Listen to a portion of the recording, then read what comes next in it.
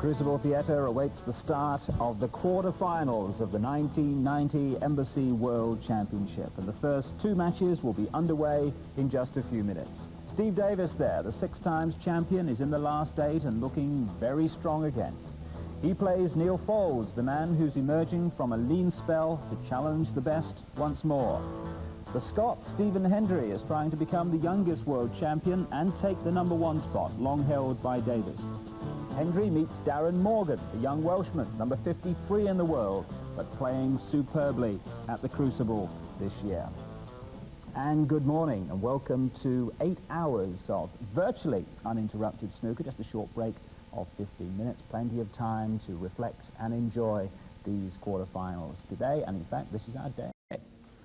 This morning, as I say, it's Steve Davis against Neil Foulds and Stephen Hendry against Darren Morgan, starting off our quarterfinals. Best of 25 frames still, and there's 8 frames apiece to play there, and we'll be live with Stephen Hendry and Darren Morgan, as I say, in just a few minutes when they walk through those curtains and set off our quarterfinals. Then this afternoon, it's Jimmy White playing Terry Griffiths and John Parrott against Cliff Thorburn. The other 2 quarterfinals then are underway this afternoon. And then this evening, this morning's 4 play their second session. So as I say, live snooker coming up shortly, but we've just got time to show you our shot of the championship, our traditional annual event, your chance to win 2 tickets to all sessions of the final, all expenses paid. Now it's a bit different this year because you also get the chance to vote by telephone, and we'll be going into all that as we go along. Now what we want you to do is to pick your 3 best shots from the 9 selected by our panel of judges. And David Vine, ably assisted by Stephen Hendry now, takes us through the judge's choice.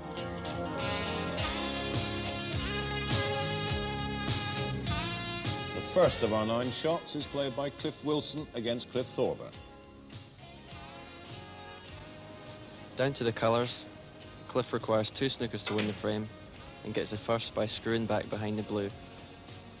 And he plays it perfectly.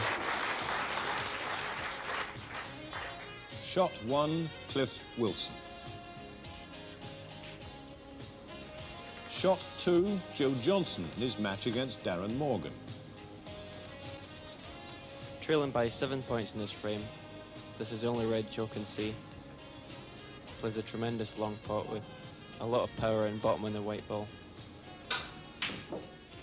Comes back down and ends up with a perfect angle on any of the vault colours to come down for the last red and wins the frame. Shot 2, Joe Johnson. Shot 3, one from Cliff Thorburn against Doug Mountjoy.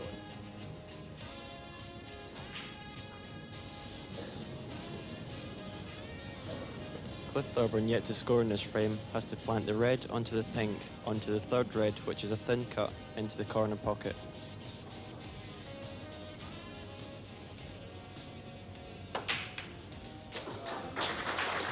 After finishing perfect in the black, the frame is all his. Shot 3, Cliff Thorburn.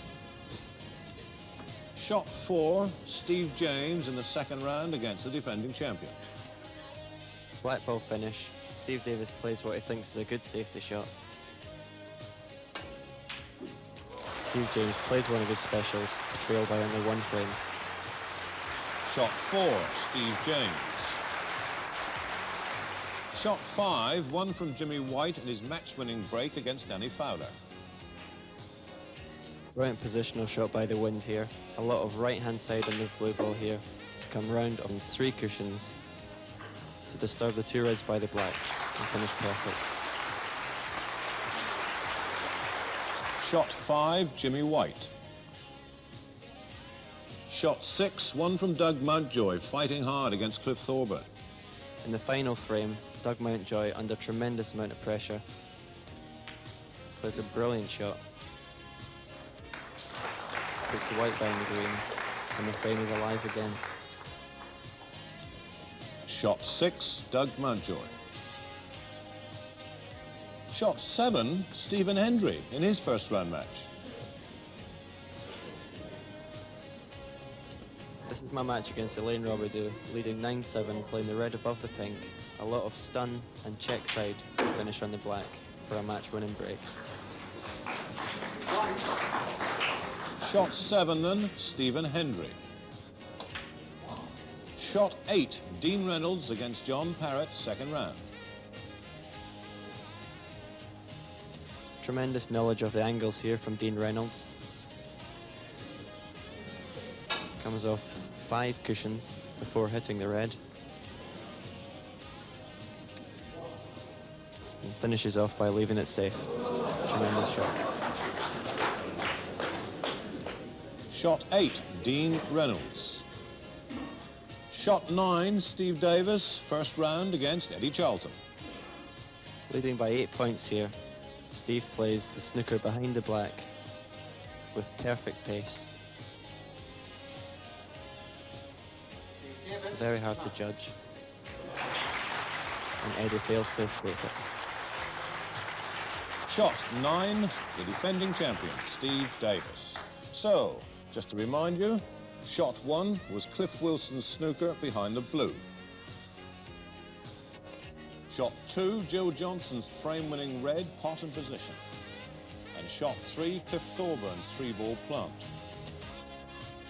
Shot 4, Steve James's frame-winning black rocket shot. Shot 5, Jimmy White potting the blue and releasing the reds by the black. And shot 6, Doug Mountjoy's snooker in the final frame. Shot 7, Stephen Hendry's pot and position on the black. Shot 8, Dean Reynolds' 5 cushion escape. And finally, shot 9, Steve Davis's snooker behind the black. 3 out of 9. And this year you can vote by telephone. What you do is ring that number, 0898 99 1131. 0898 99 1131. It's open 24 hours a day. There are 120 lines taking your calls. You'll be told what to do, but basically, you just say your choice of the 3 shots in order. You then give your name, your county, no need to give the full address, just the county and the postcode, and a daytime telephone number for you. We will contact you. It'll cost you 25p a minute cheap rate, 38p a minute normal rate. If you haven't got a phone or you live outside the British Isles, you can still use the postal system, the old cards, and I'm sure you know all about this. You put your selection on the left, first choice, second choice, third choice, and on the other side, your name, your address, and a daytime telephone number.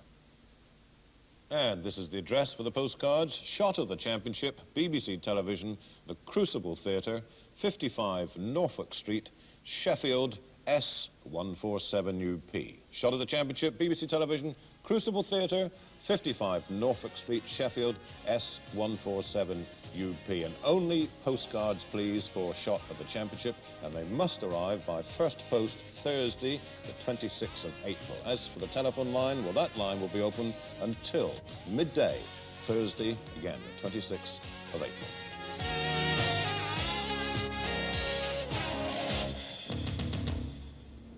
So that's shot of the championship. And David said there's 120 lines on that telephone number, or those telephone numbers, but we haven't got that many at the Crucible Theatre. And after that was first shown yesterday, the lines at the theatre were absolutely jammed, and we had to send the receptionist away to have a lie down at one point because of the pressure she was under. So please don't ring the theatre for shot of the championship.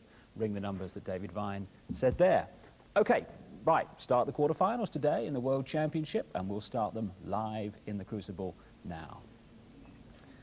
There we are, the audience assembled, and the match is literally just underway, only about a minute or two, and that's the one we're following live at the start of the programme. Very intriguing one indeed. Darren Morgan, the Welshman, 53 in the world, but going so well this year, playing Stephen Hendry, one of the great favourites for this championship. And with those reds all around, well, maybe he's got a bit of an early chance here at the start of this quarter-final. Anyway, the commentary team, John Spencer and Ted Lowe. Good morning, Ted. Good morning, David. A lovely bright day of sunshine out in Sheffield, and some bright snooker inside the Crucible this morning. The balls here are spread like a field of wheat, just waiting for harvest.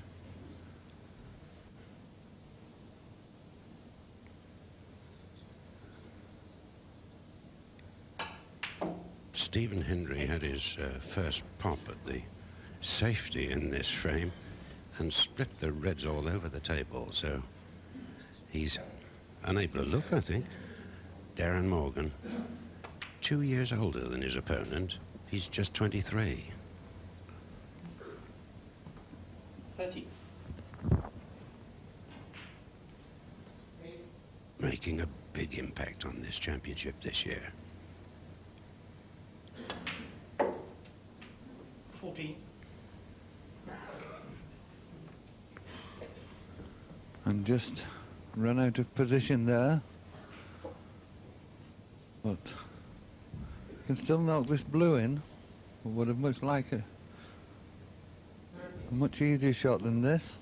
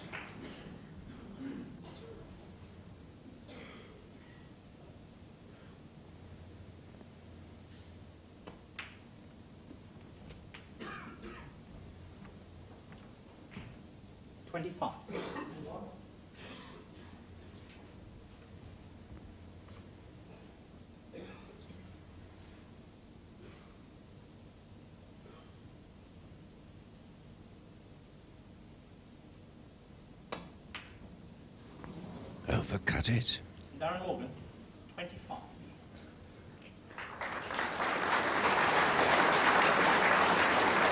Yes, and Darren will be a little disappointed there. 25 points the lead, but would have expected to get more from that position.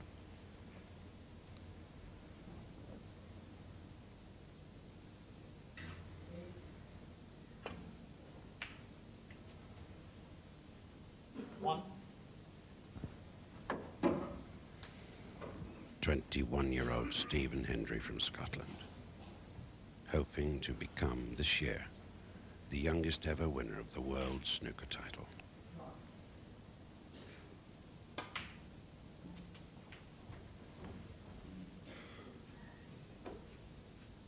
Seven.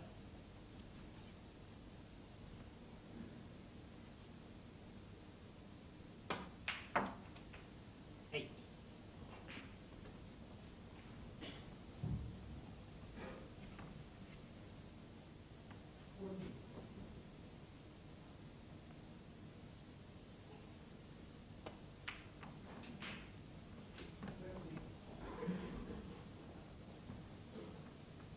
30.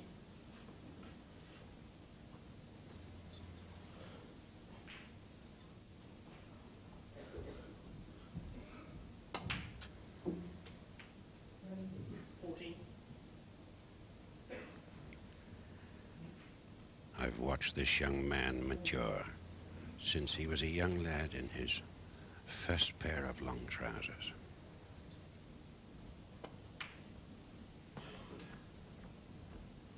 Today, a world star. 90.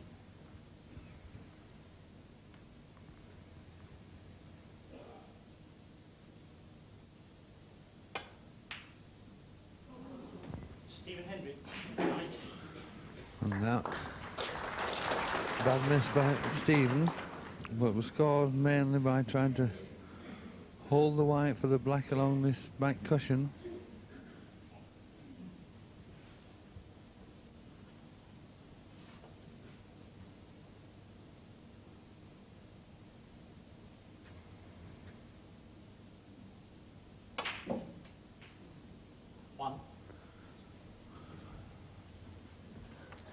And I tend to think this is going to be the tempo of the game.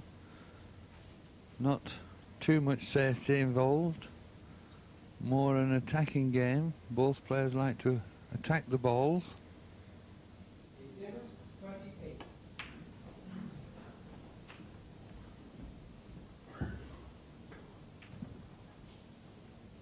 Seven.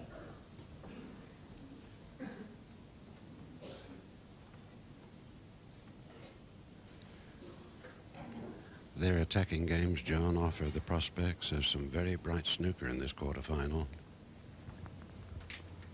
Yes, at the end is going to be the one, I think, that makes most of the chances of the game, because I think both players are going to get plenty of chances.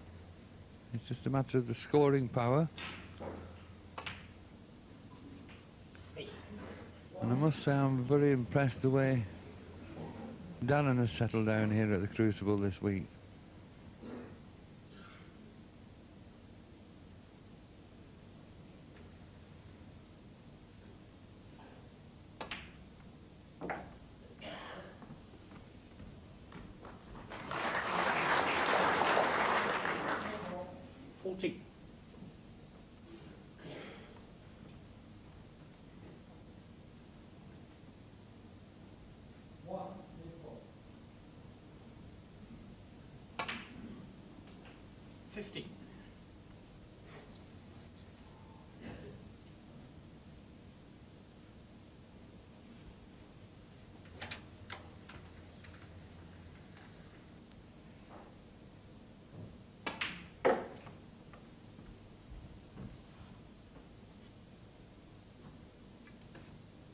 $21.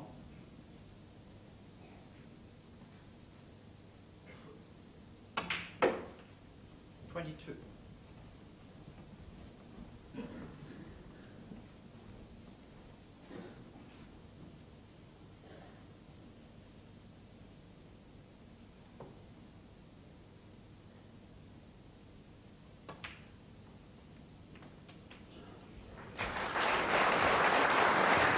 And that's a nice little touch there from Darren, just nudging the red out when potting the pink.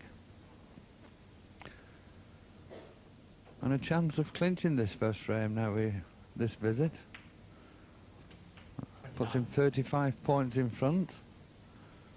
So the blue, a red and one more colour would leave Stephen needing snookers.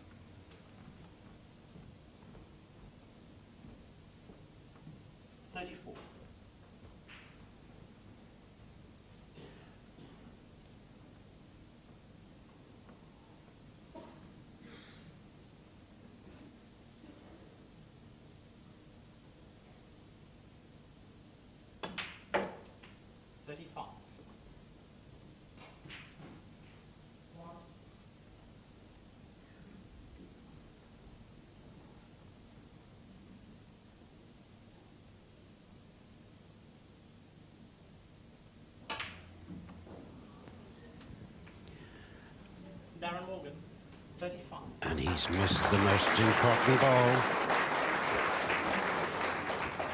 Yes, and that was lack of experience, I'm afraid, there, Ted. He just had to roll the pink in, and Stephen needed snookers. And if he loses this frame now, it will hurt a lot. Now 40 points in front. Stephen still has to pot this black.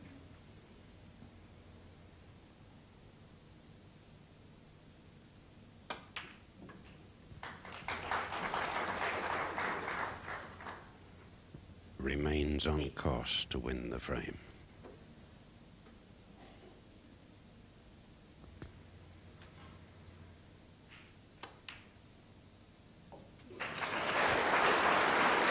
Stephen forced to take the pink here, because anything less than the pink he wouldn't be able to win the frame outright.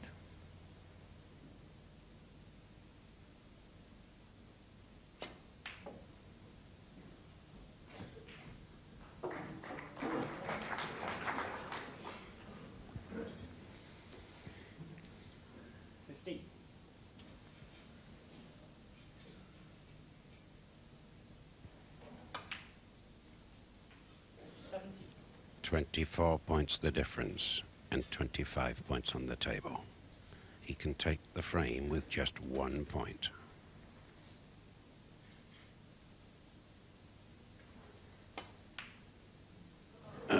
say? Stephen Hendry, 70. The nerves are coming into it already, John. Yes, he's let Darren off the hook there, but I'm sure win or lose this frame, that last pink that Darren played, he will have learned by.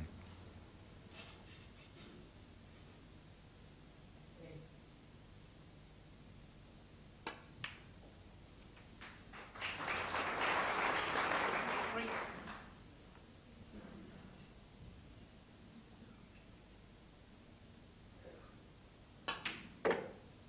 7.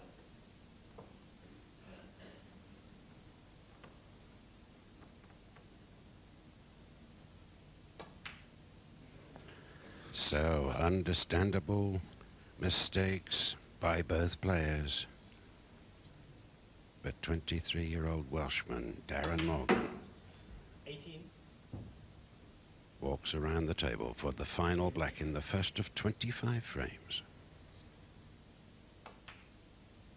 25.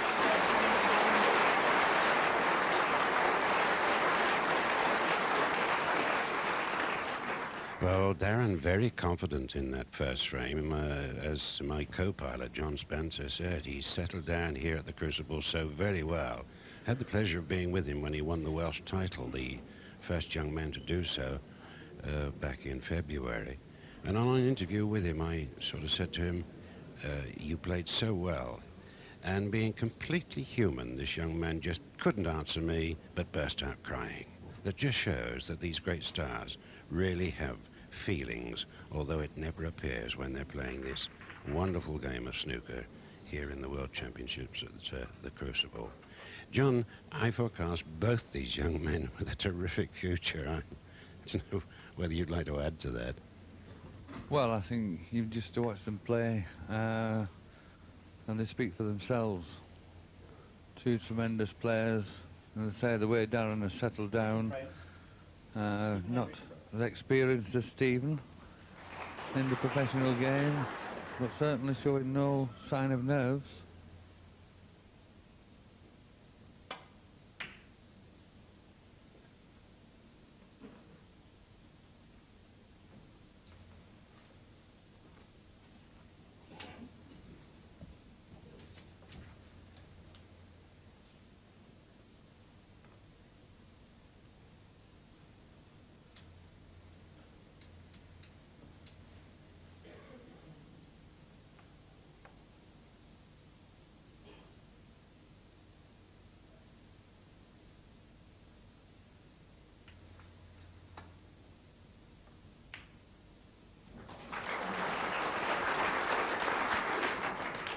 Steady as a rock.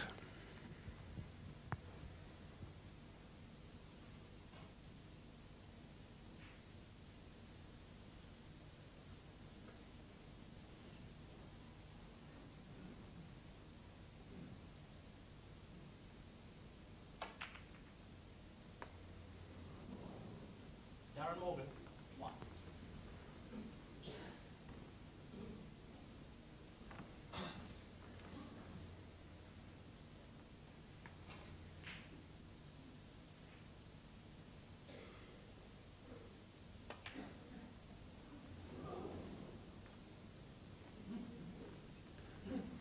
Another surprising miss from young Stephen.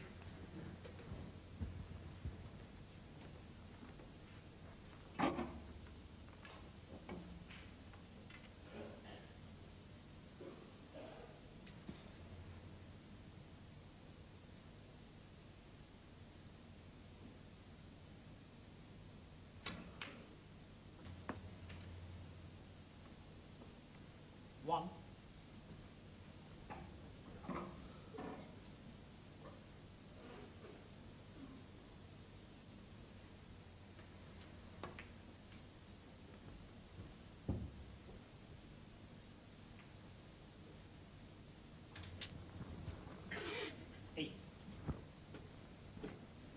Didn't want the kiss on the blue, but rightly taken advantage of the opportunities presented to him.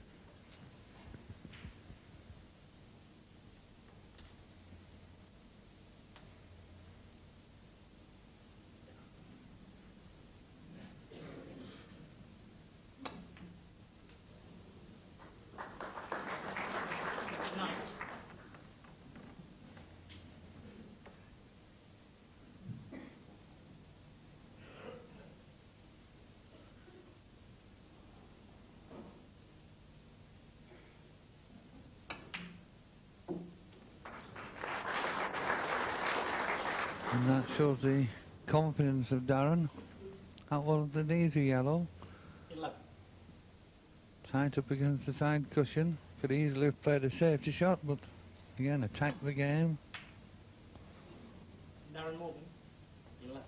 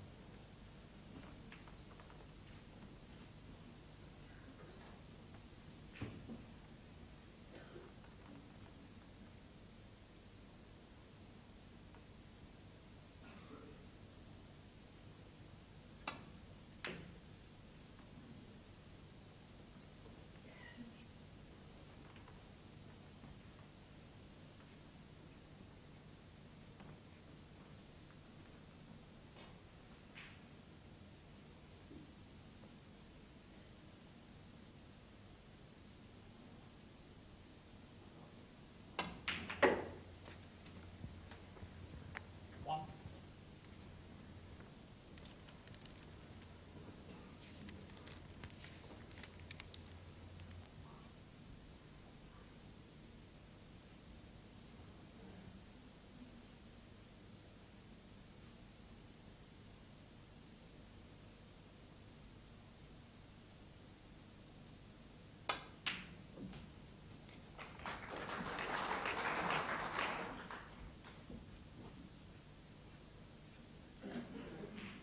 Eight.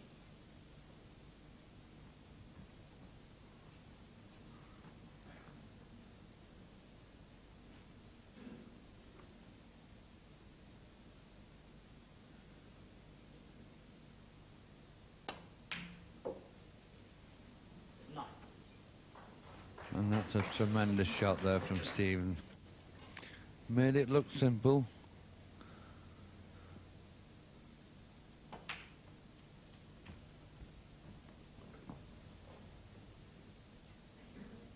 Sixteen.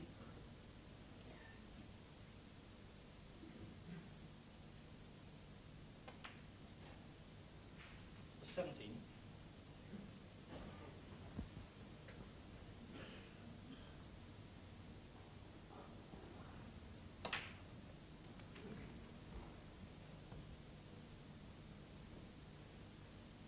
Twenty-four.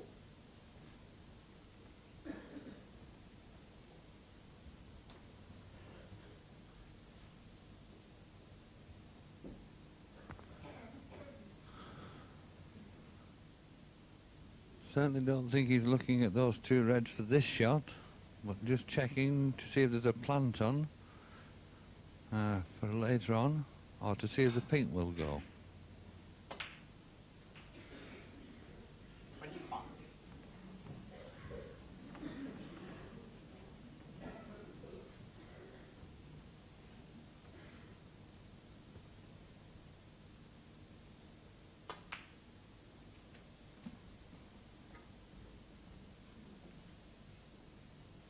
Thirty.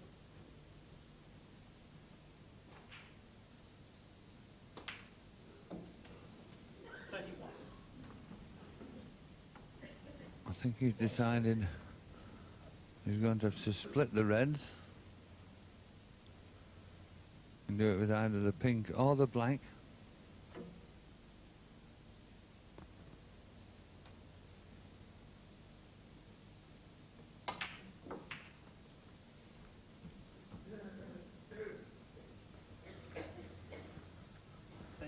And that doesn't matter how good a player you are, when you split the reds like that, you need that little bit of luck.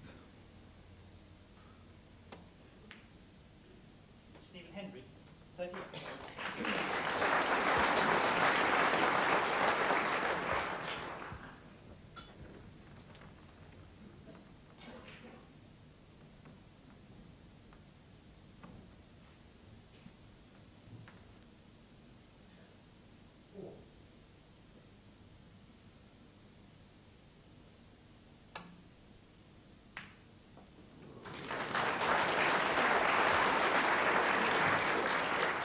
What a tremendous pot that was.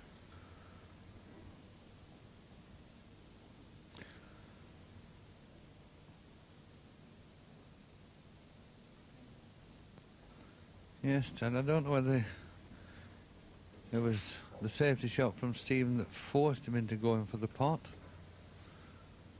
but it's certainly given him an excellent chance of getting back into this game.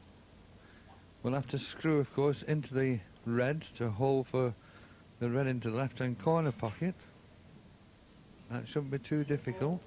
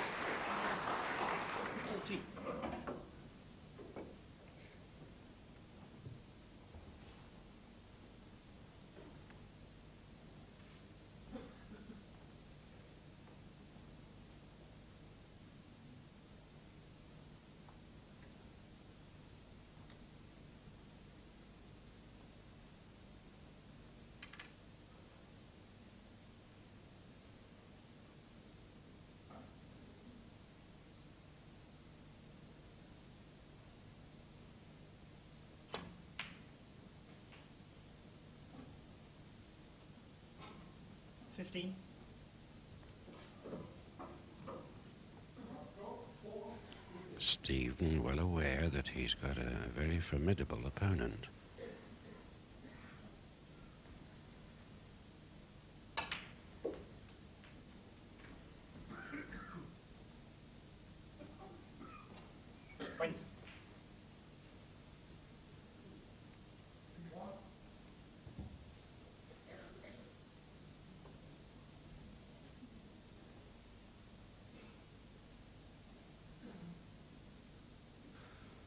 And that looks as though Darren has finished in the perfect position for this red into this left-hand corner.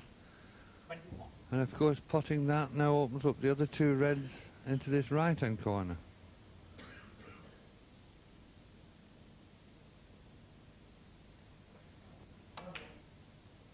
The pink puts him 1 point ahead. 27.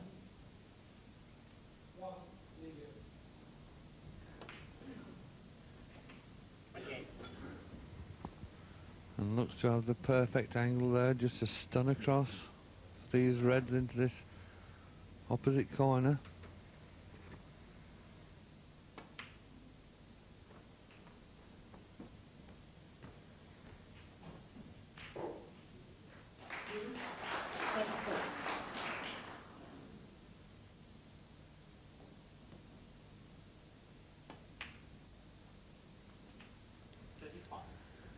The occasion here at the Crucible Theatre in Sheffield, frightening to so many, seems not to have disturbed Darren one iota.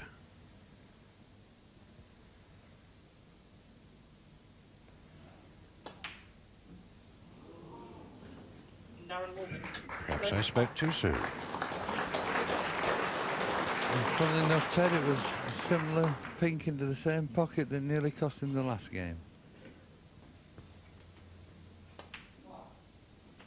One.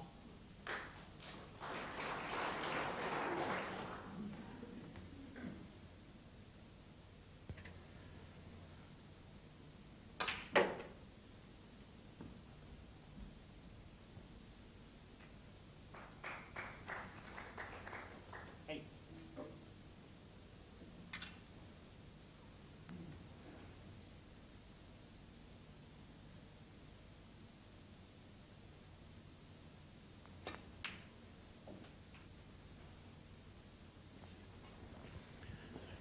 He's a bit short. Yes, it's a hole for the brown here. He's going to have to play this with a lot of left-hand side, which makes the shot more difficult.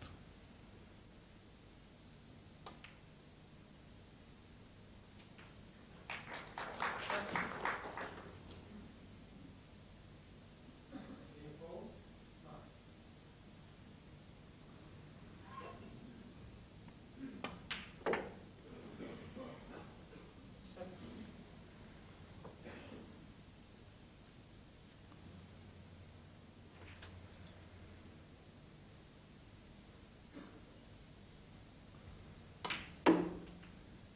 13 points ahead with 13 points left on the table. And that's perfect.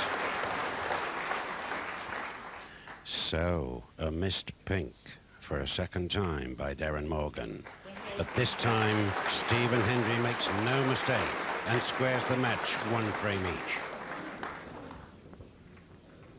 Well, while they re-rack the balls, let me tell you a little bit more about Darren Morgan. In his second season as a professional, and he came here last year, lost in the first round, but my goodness, he didn't do that this year at all. He beat the former champion Joe Johnson 10-8 in the first round, and then he beat the number 6 seed Mike Hallett 13-8 in the second, and has looked very, very impressive indeed, and begun to show the kind of potential that many people in the game have predicted that Darren Morgan would show as a pro.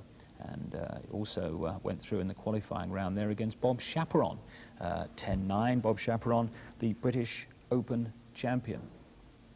So the Welshman, 1-all at the moment. The youngster from Wales. And Stephen Hendry missing a few shots in these opening couple of frames, but of course, very long way to go. And Stephen Hendry is never better than when he's in a bit of trouble himself. But he's in no trouble at the moment. It's very early days, as I say. 1-1, and it's Darren to break frame 3.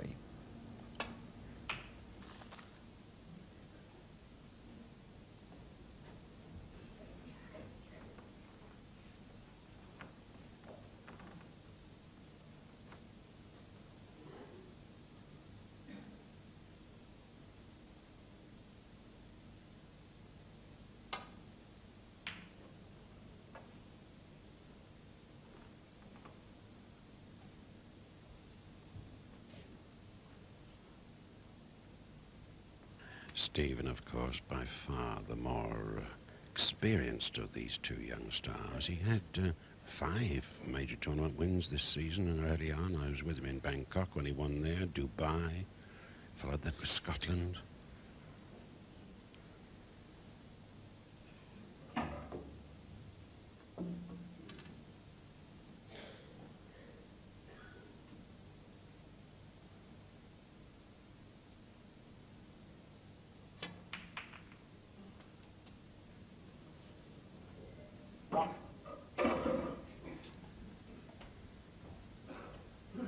Darren will be looking for safety now. We'll have to watch the red that's down there.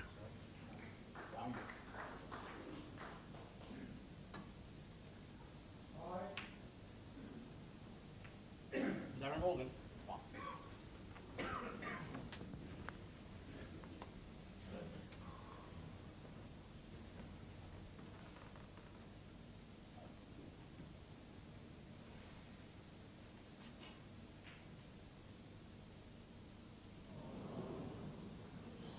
1.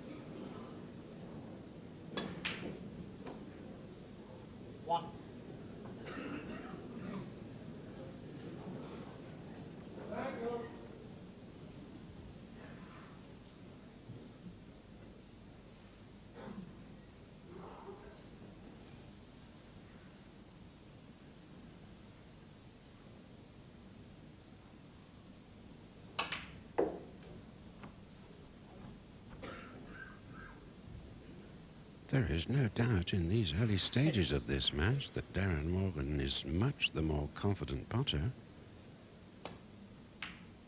But of course, as David Icke told you, it's a long way to go, 25 frames.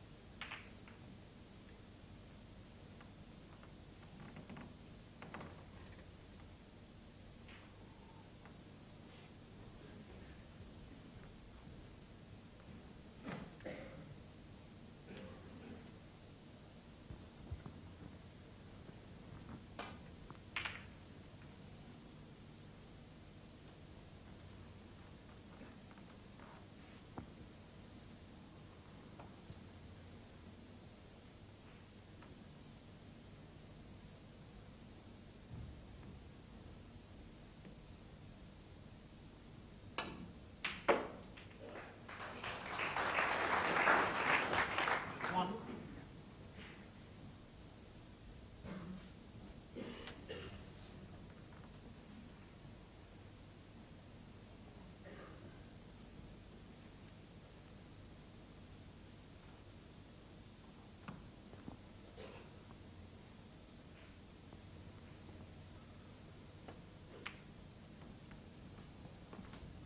One of the problems here for Darren, of course, the pink and black are both tied up.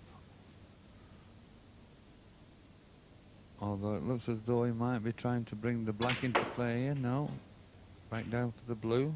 7.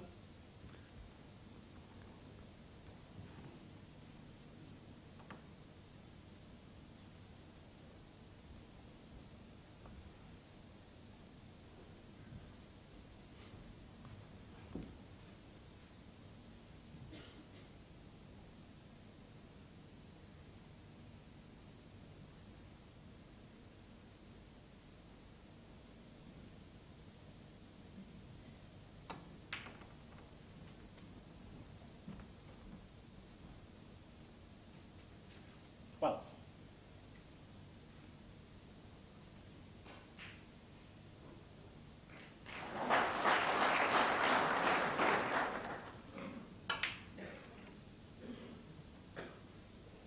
$30.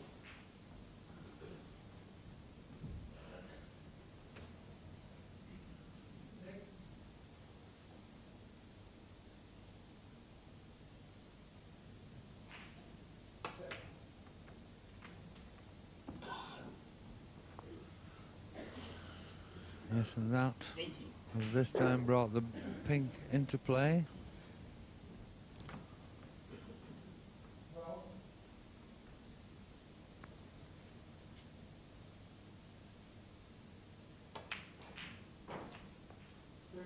$19.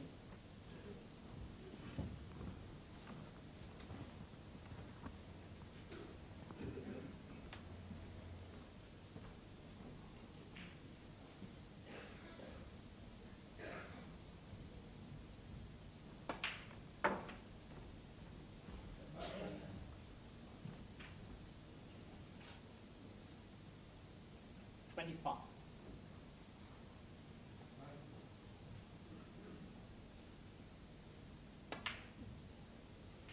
26.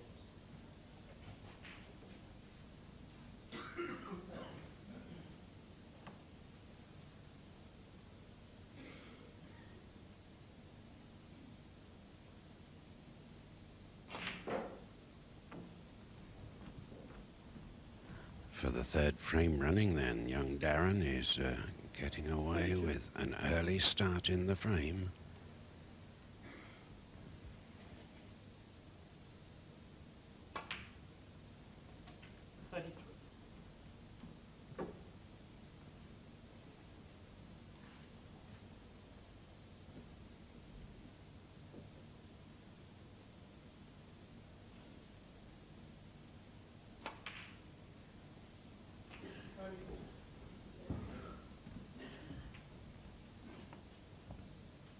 39.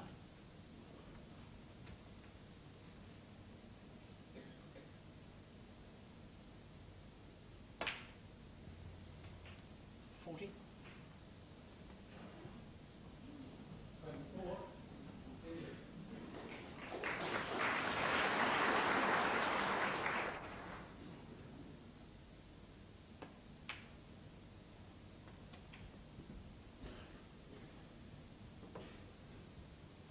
46. 47.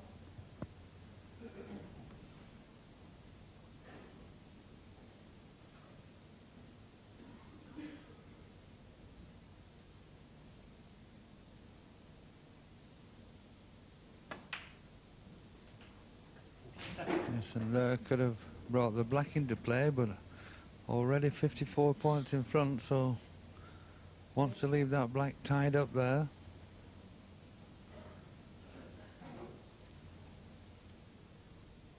Just needs a pink and one more red.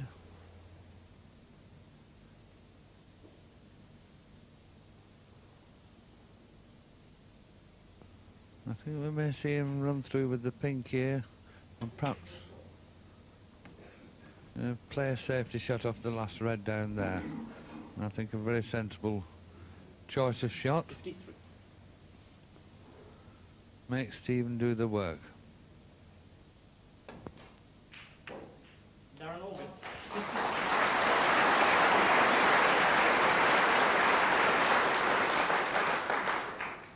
Yes, he passes the half century with that break of 53. Leads by 60 points to 0, and only 5 reds left now.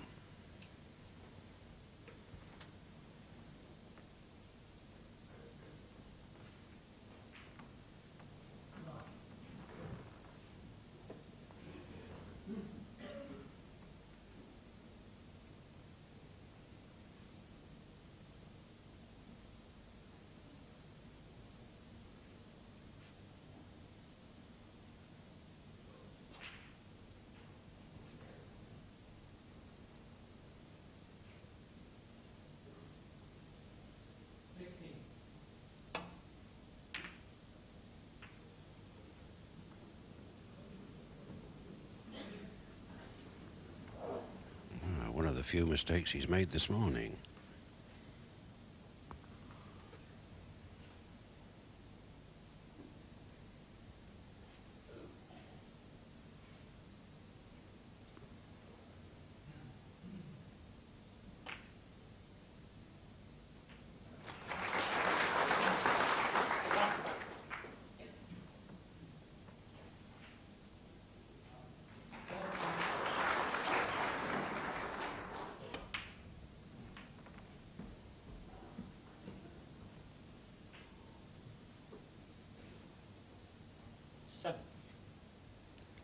Stephen wants all the balls to win the frame.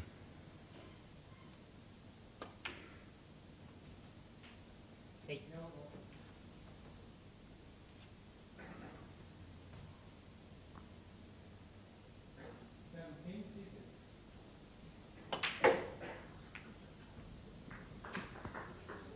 Yes, and using that opportunity of bringing the red out, wanted to catch this side of the red, but still an excellent chance here.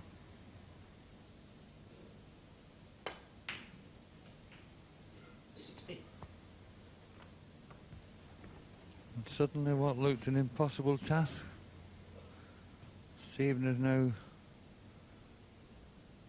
given himself a reasonable chance.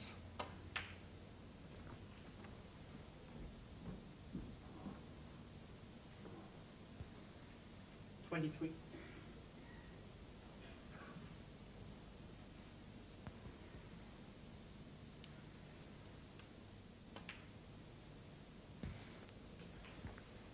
24.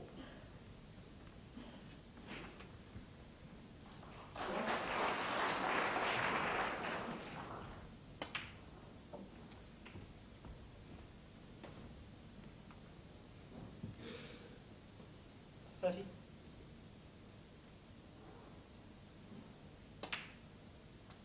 So the last red disappears.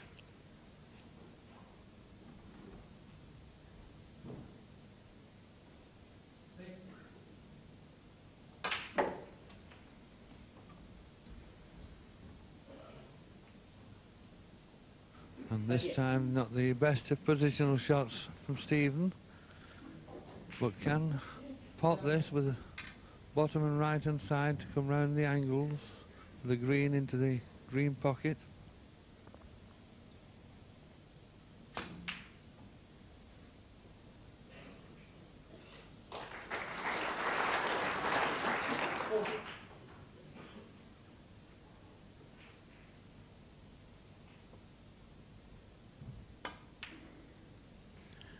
This frame then almost a repetition of the first, but this time Stephen makes sure of the green.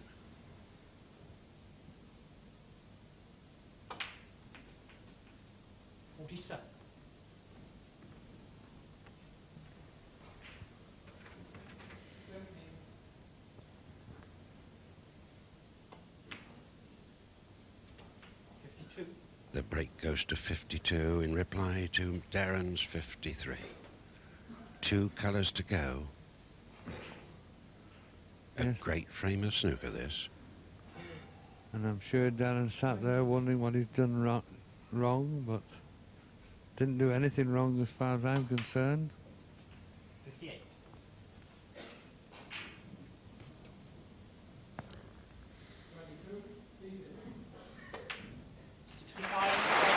A fabulous clearance then of 65 by the young Scot Stephen Hendry to go 2 frames to 1 in front.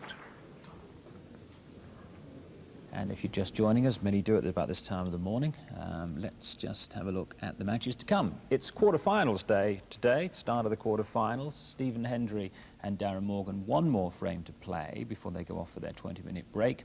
And at that point, we shall switch to the other table where Steve Davis, the champion, and Neil Folds are setting off in their quarterfinal. Now, this is when you can see the snooker today. Lots of opportunity. This program began at 10:25, and apart from that little break between 20 past 1 and 1:35, we're going through from now to 6:20, and we've got a snooker break, the second edition of our snooker magazine at the Crucible at 2:30 until 3 o'clock with David Vine. Then we're back for the evening session at 9 o'clock and at 11:15 as well. So 1 more frame to come in the first half of this first session between Stephen Hendry and Darren Morgan. And really the first 3 frames have been the same. One player looking certain to win it, then a mistake, and the other player clears up. And it's left us with 2-1 to Hendry, who now breaks.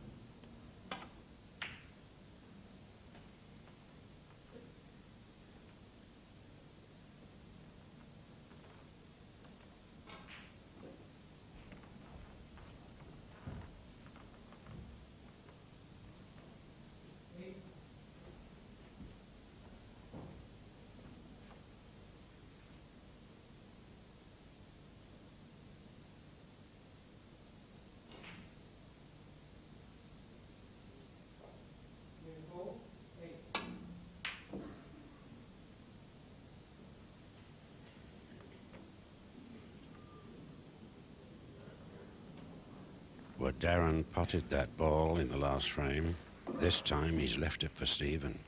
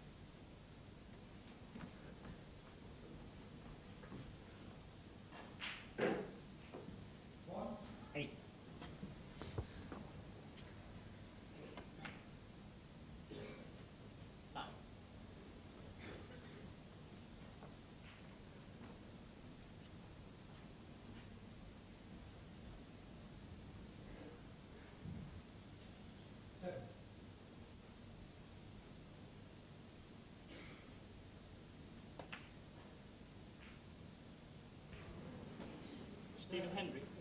9.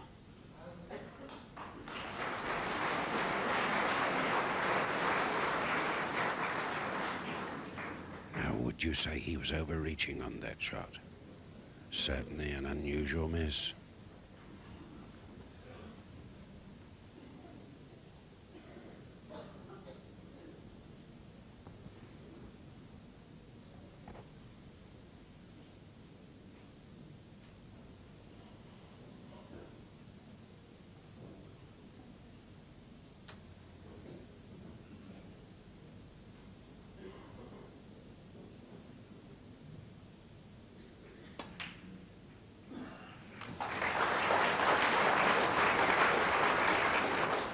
Another terrific pot from the Welshman.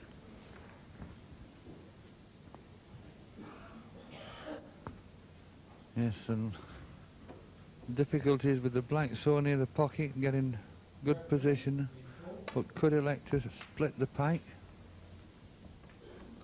And that's a good shot. Just use the edge of the pike to hold for this red.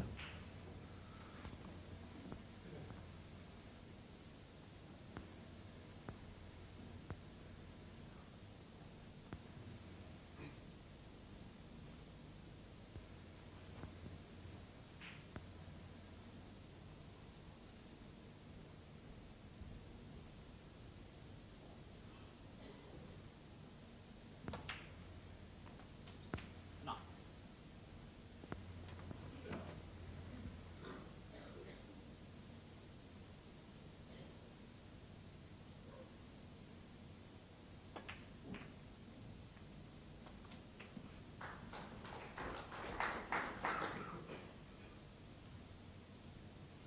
Sixteen.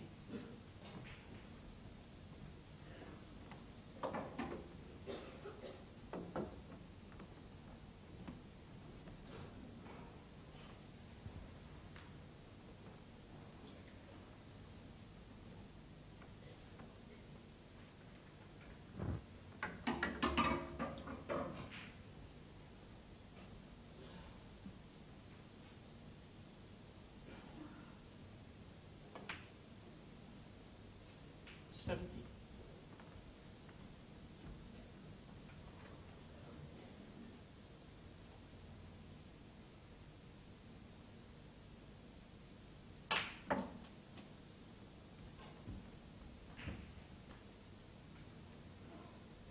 Twenty-four.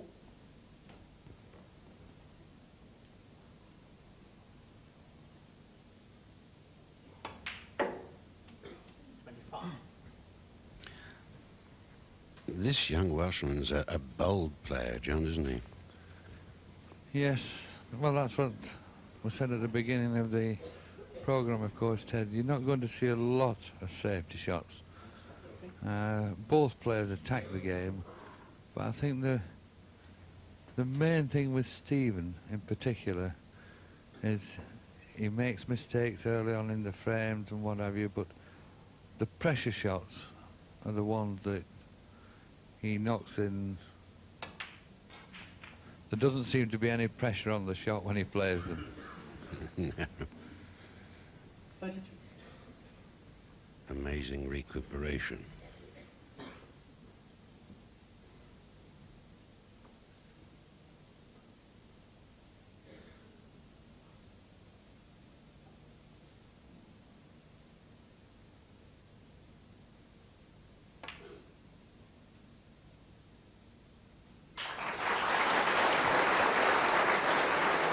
He didn't only put that one, Ted, he watched it all the way to the pocket. Yes. What one would describe as sweet as a nut.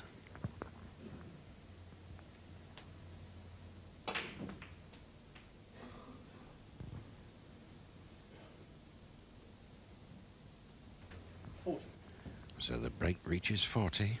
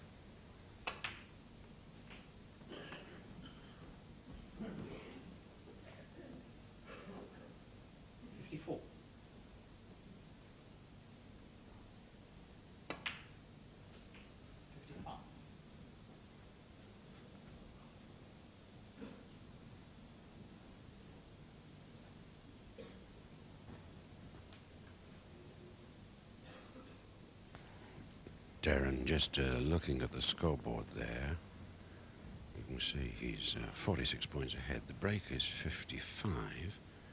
There's still the possible 67 points on the table. Yes, of course, he's just checking the board after that last frame where he virtually had it won, and Stephen came with that clearance. 63. And what a entertaining game of snooker we've had this morning. What you call attacking snooker without recklessness.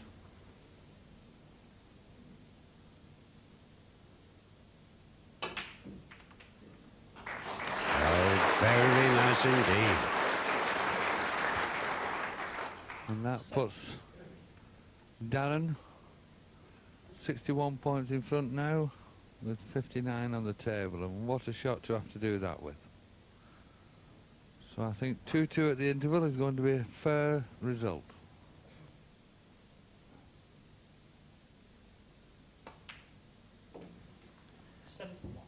And what a first 4 frames this young man has had. 35 breaks in the first 2 frames, sharing them with his young opponent, Stephen Hendry. Then in the 3rd frame he came out with a 53, only to be pipped by Stephen with a 65. This time he's making absolutely sure of it. 77.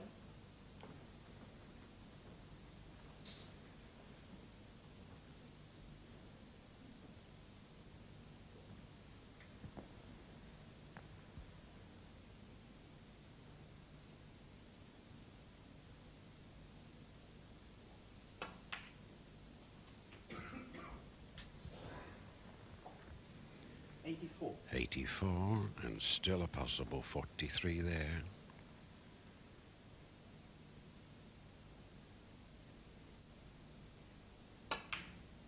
Oh, he's missed that.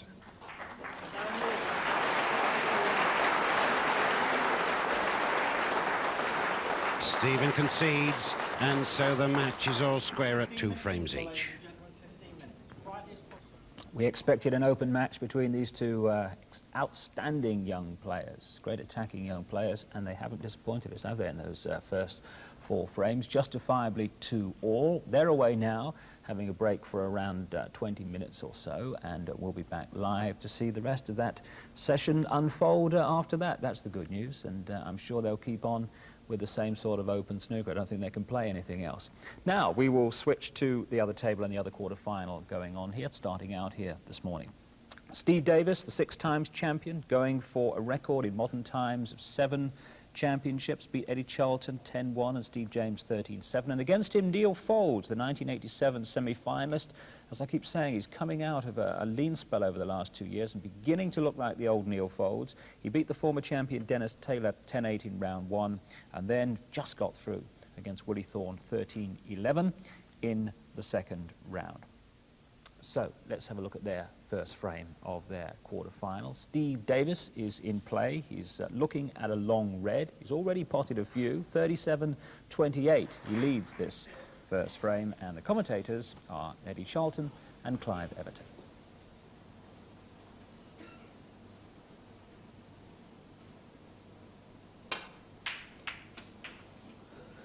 One. Davis was expecting to be on the black after the contact on the 2nd red.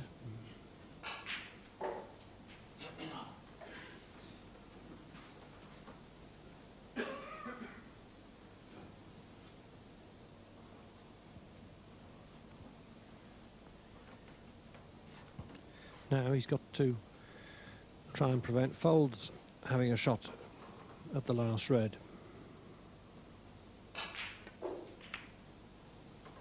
Davis, 1.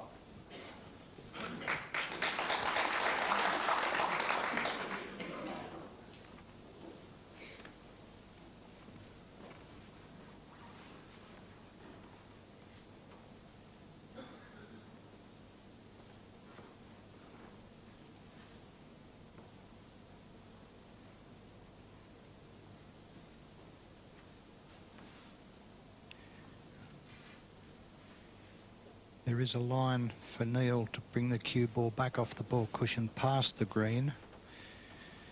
And if he did miss the red coming down, he may catch it going back. Although it's a hard snooker.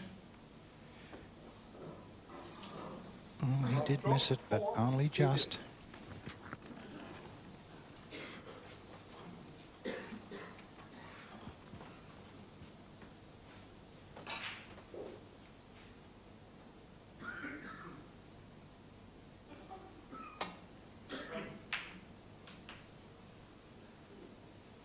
One.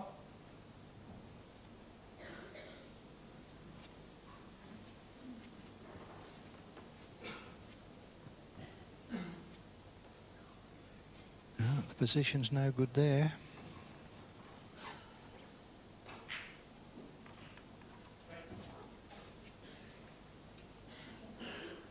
If Steve does take on a pot, it's going to have to be a good one.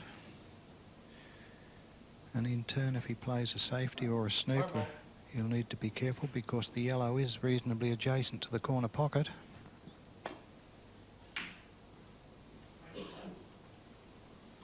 One. Steve Davis.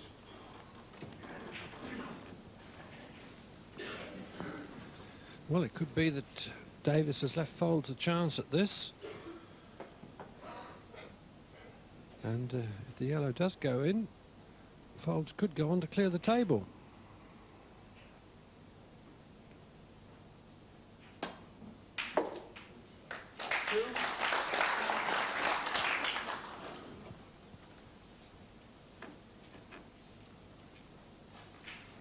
Not quite hard enough to be out nicely onto the green. And I'm sure Neil will still try to make the green to the corner pocket. But it becomes a difficult pot. He'll either have to use a lot of left-hand side on the cue ball to check it back off the side cushion onto the brown, or if he attempts to screw right around the table and back to the brown, they're both very difficult shots to make.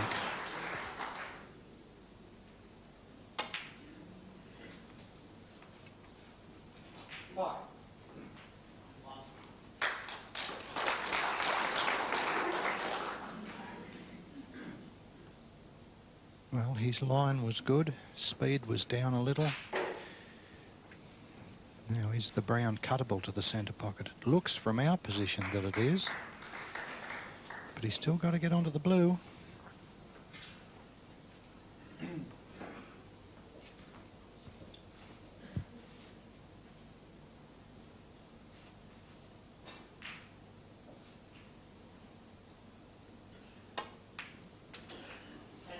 Nine.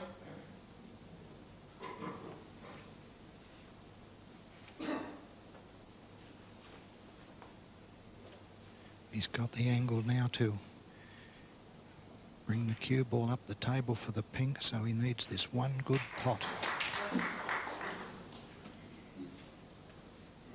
Neil Folds. Nine.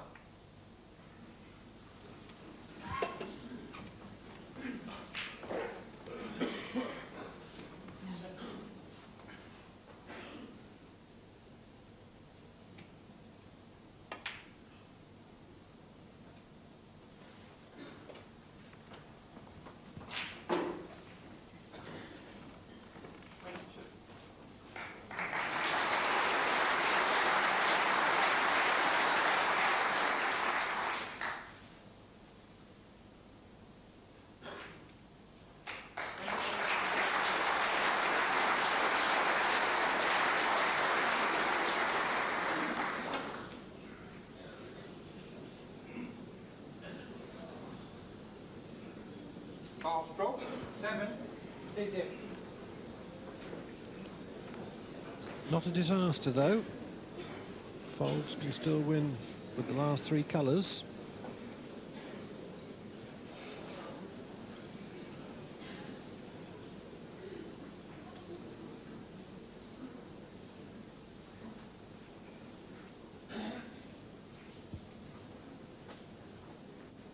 And by taking the line that he did, Neil knew that should he miss the blue, he wasn't going to leave it on.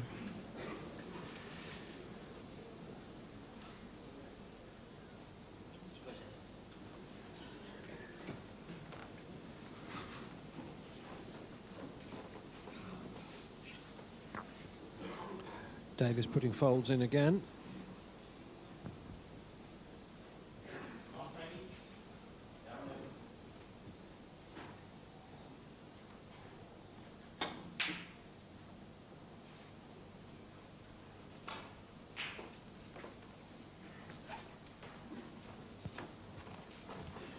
That was a good shot.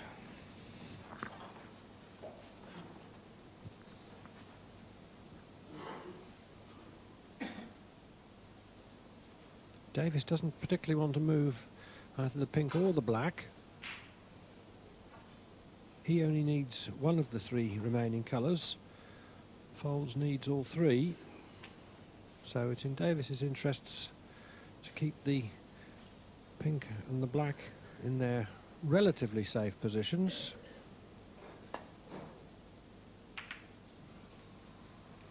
But he's hit that all wrong. And can count himself lucky that he's not left the blue easier than that.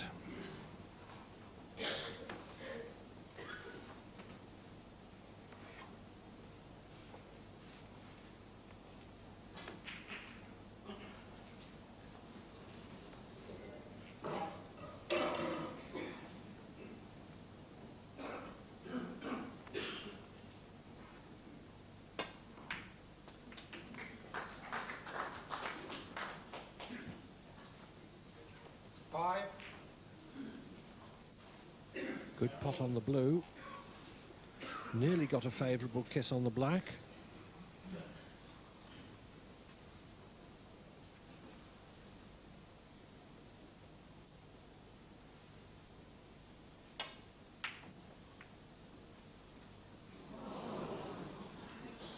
Five, leave fold. But that's the end of the opening frame. He was playing the pink into the black to leave the black nearer the pocket. But the pink couldn't have been any easier than that, so Steve Davis wins the tactical opening frame. And if the frame is tactical, you'd always fancy Steve Davis to win in the end. This is the second time, in fact, these two players have met in the World Championships. Steve Davis won their first round match in 1985. But Neil Folds, well, he's doing well in this year's championship in the quarterfinals, 0-0 at the table.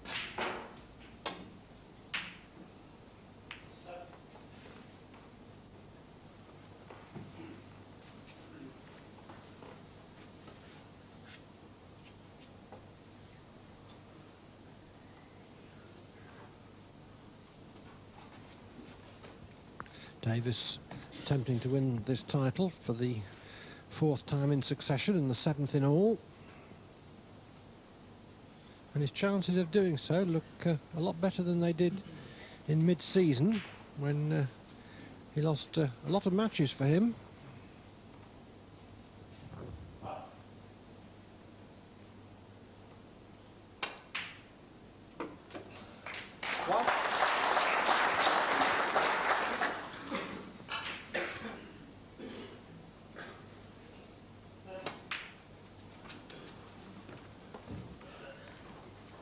Yes, and having made that beautiful long pot, the way these reds are situated, with blue, pink and black open, it's going to be a flying start in this frame for Steve.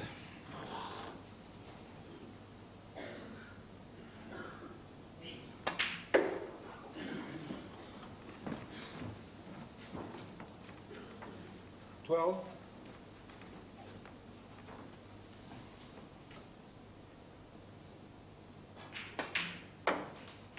13.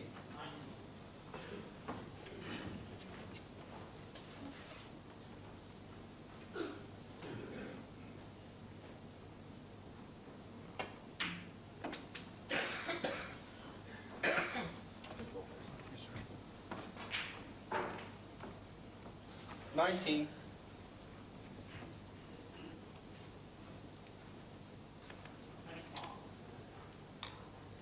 19.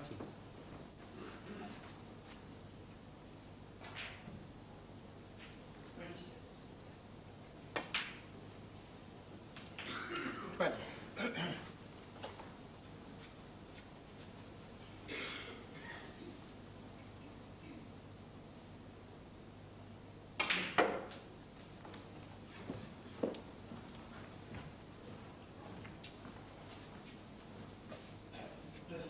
23.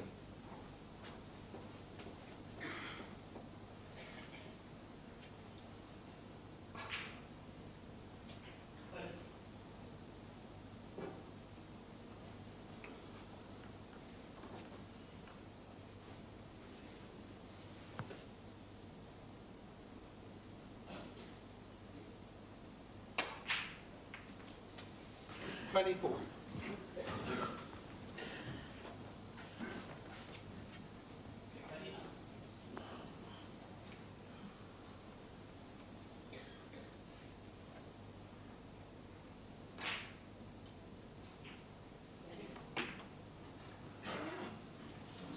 Twenty-four. Steve Davis. That was a tricky little shot with cue ball and object ball so close together.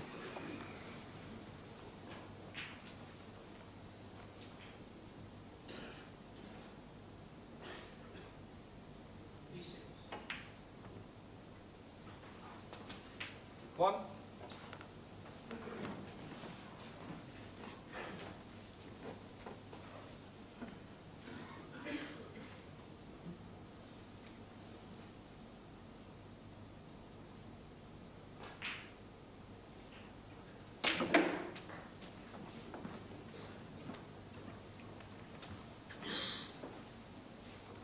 Six.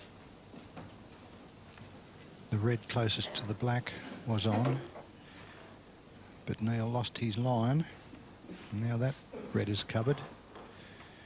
There isn't another red on, so it's got to be a safety.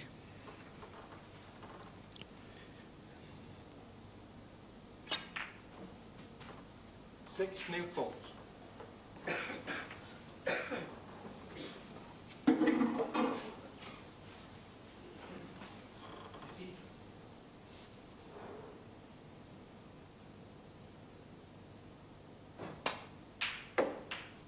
One.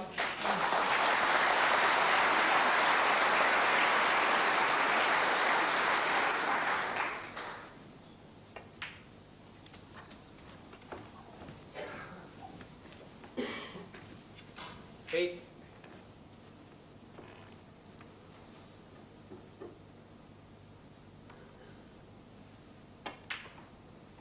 Nine.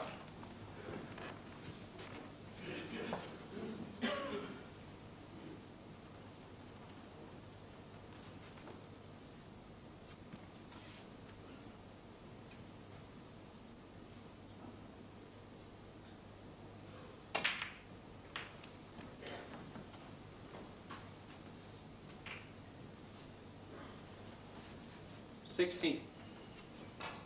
Didn't work out quite right.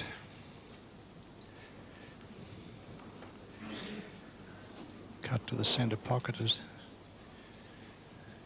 an acute angle that cuts down the opening of the centre pocket. It's not an easy one. The cue ball would be going up into baulk.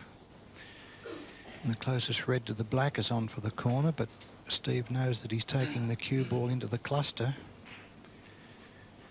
So there's decided on the red by the pink.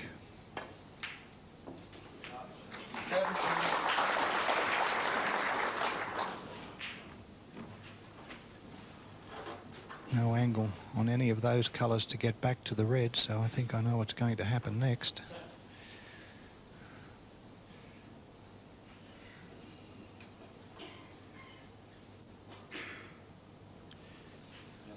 Yellow ball.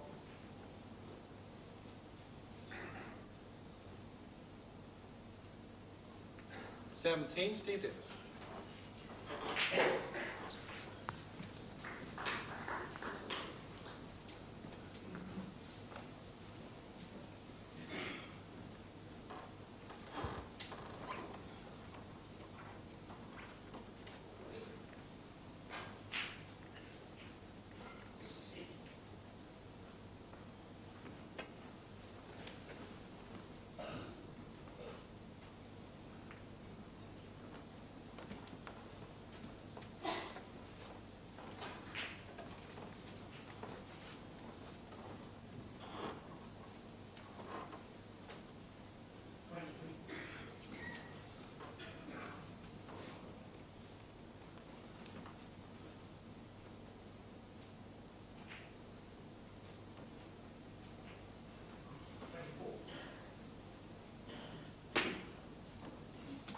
1.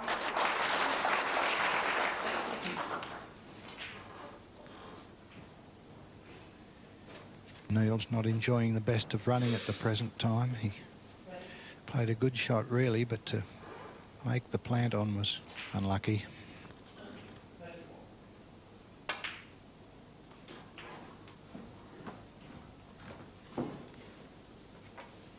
6.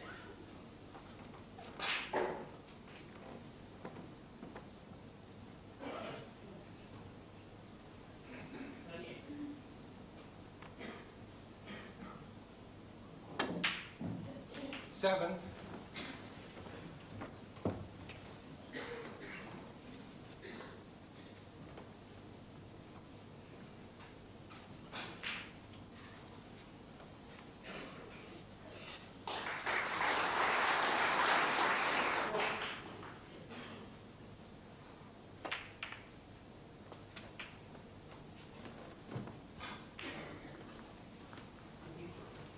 14.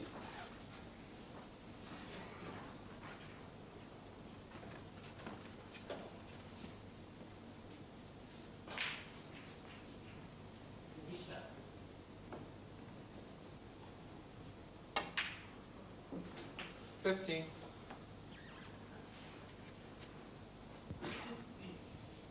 Just the black would leave Folds needing a couple of snookers.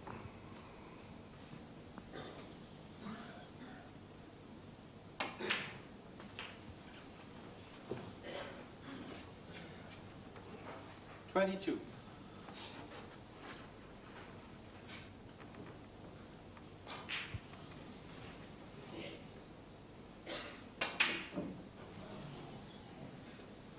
22. Steve Davis.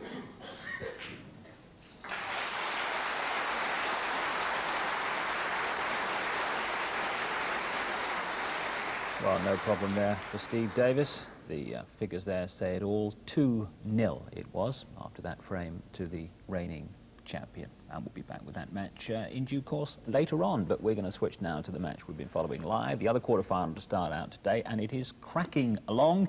And it's a cracking match. It's between Stephen Hendry and Darren Morgan. They're just coming out onto the table now to play the last 4 frames of this session. And in the first 4, the longest one was 16 minutes. And this man, Darren Morgan, 53 in the world with an 84 break in the last frame to make it 2-all. And away he goes again. If it carries on like it did in the first session, well, my goodness me, we've got a very entertaining 4 frames to come. Back to John and Ted then to continue commentary. Yes, thank you, David. And the essence of this match, in fact, is the bold attacking play of both players. Those first 4 frames took exactly 1 hour.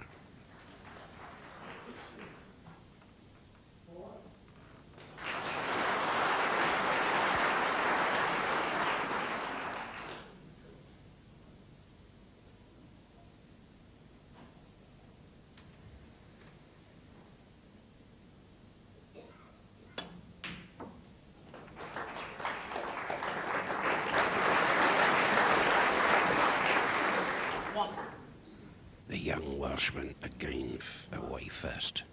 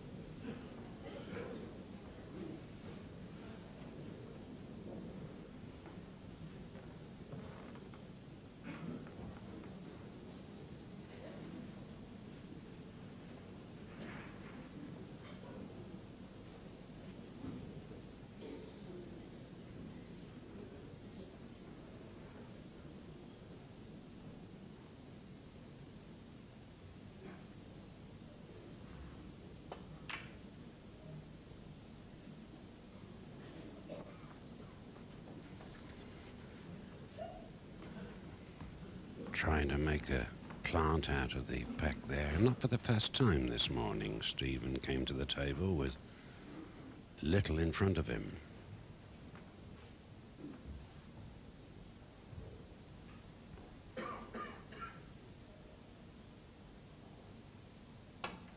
Foul. Stephen Hendry, 4. So a careless shot there by Darren.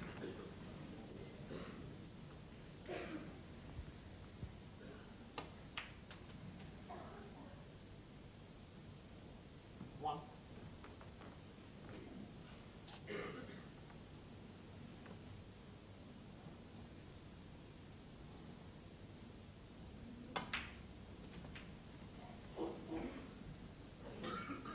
Six.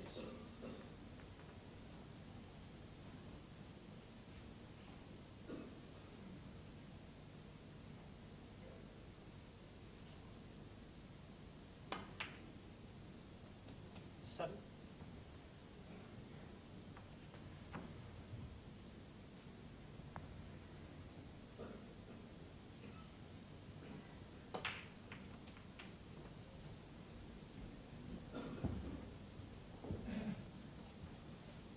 $14.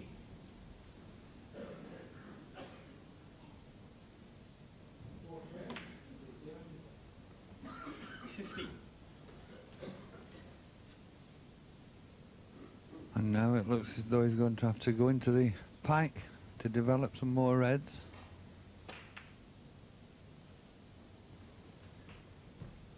Well, obviously that red at the bottom of the pike will go into this right-hand corner pocket.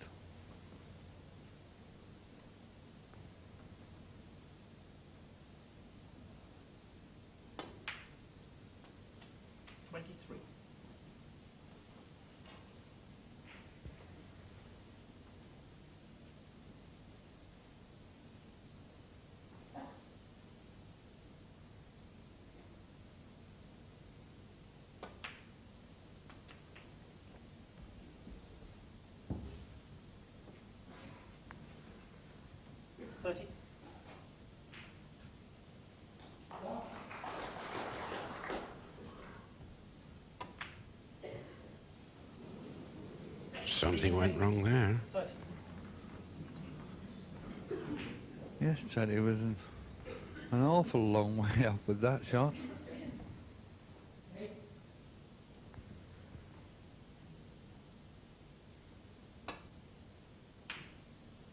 Oh.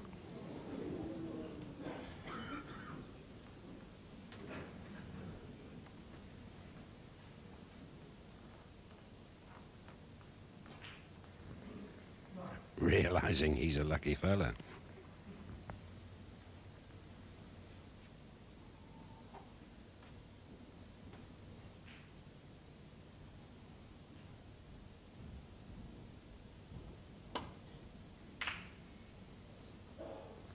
And Stephen knew as soon as he hit the ball he did it much too thick.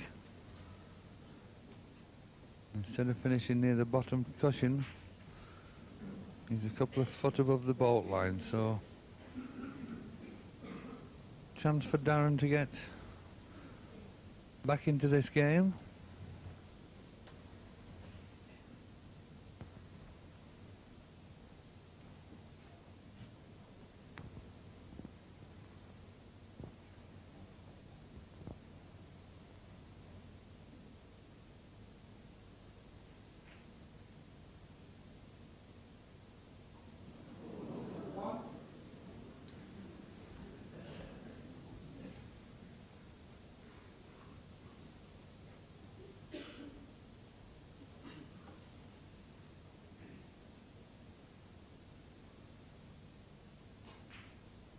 It's a brave shot.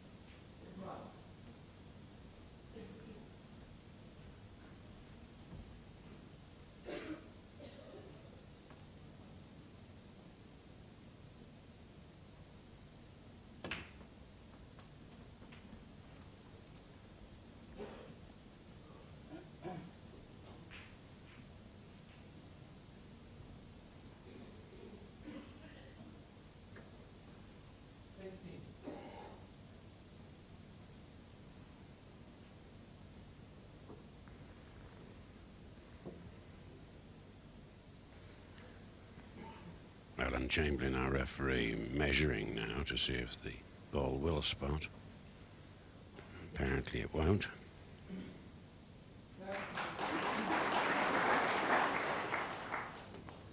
He's making a mess of those colours. 7.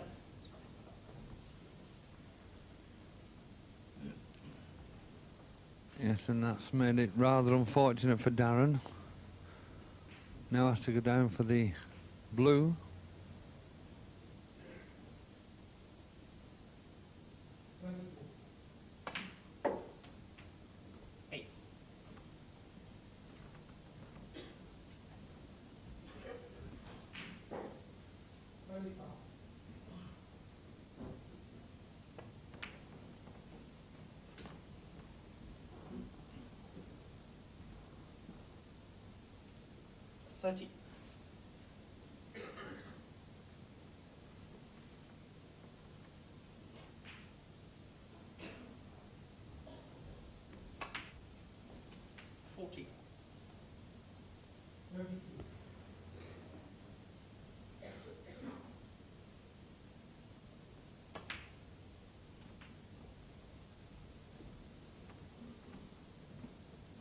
Nineteen.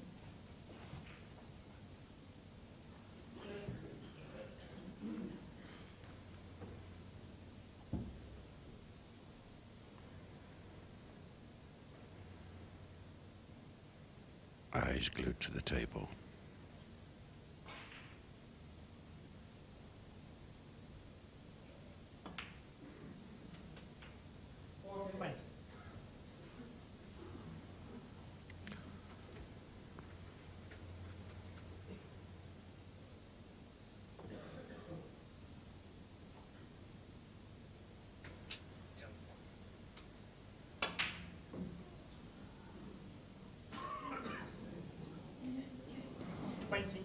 Darren Wall.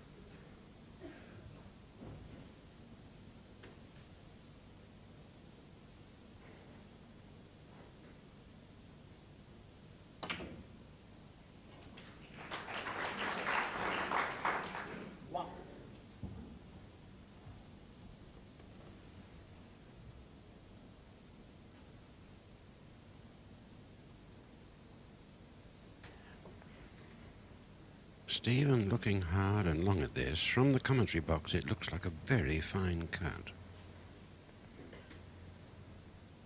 Yes, in actual fact, Ted, I think it's even finer than it looks from here.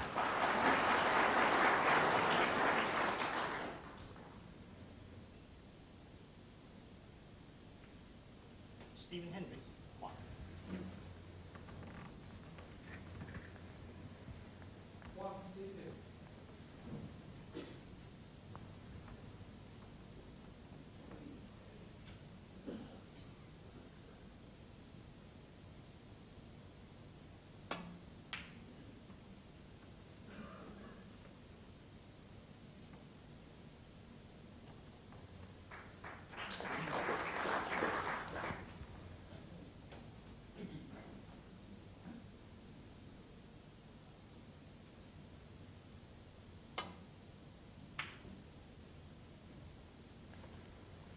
Takes the opportunity with his safety of disturbing pink and black.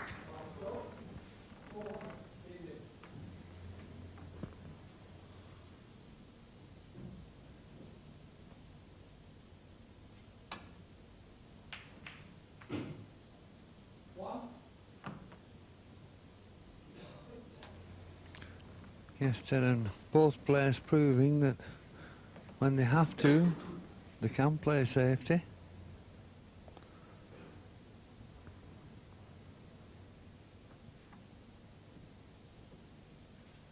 And pretty useful safety it is too, John.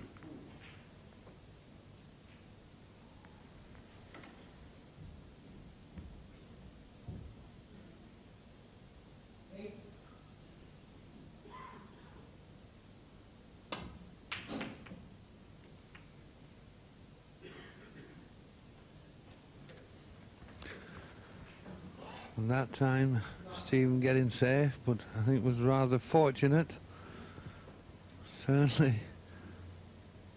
hit a few balls to get down where he finished.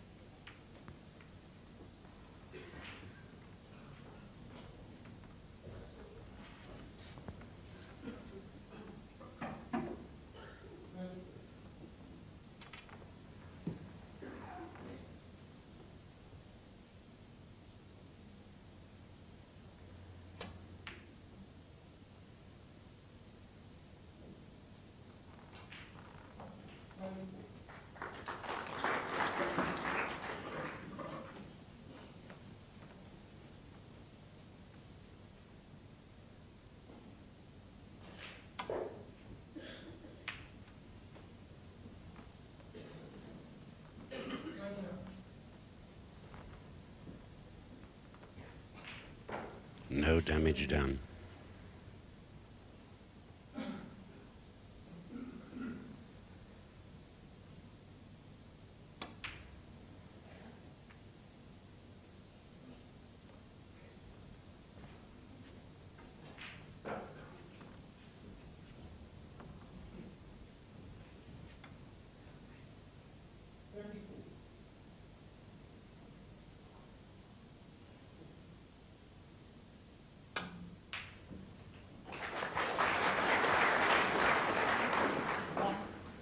Brilliant shot.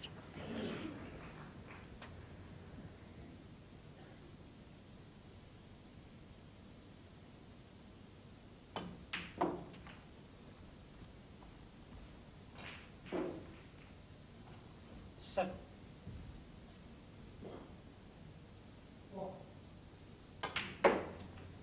Eight.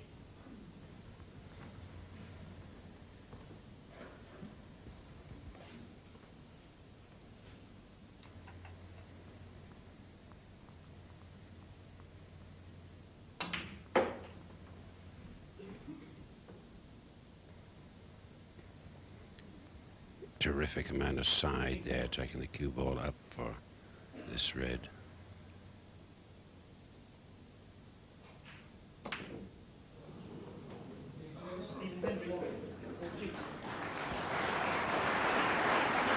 Whether that was a miss or you got a slight kick there, I don't know. The red seemed to bounce a little.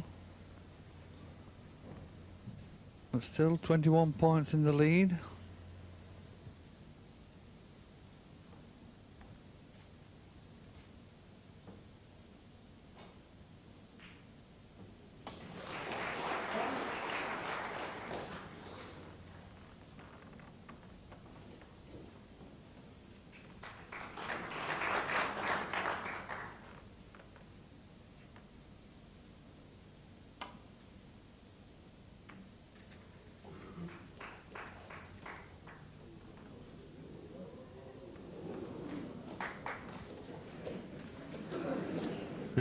He can breathe again.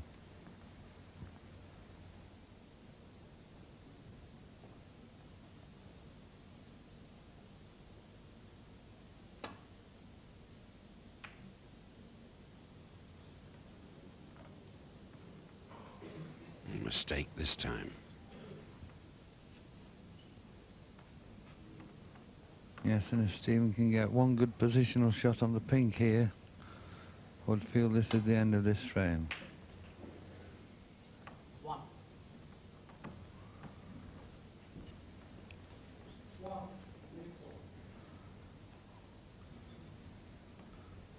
Yeah.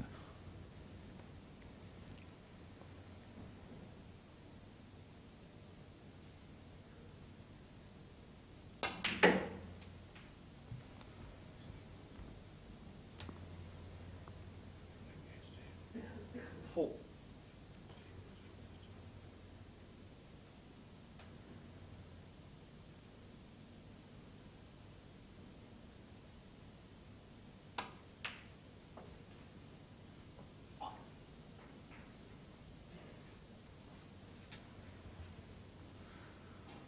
Stephen just looking at the board, 26 points in the lead, so still needs this last red.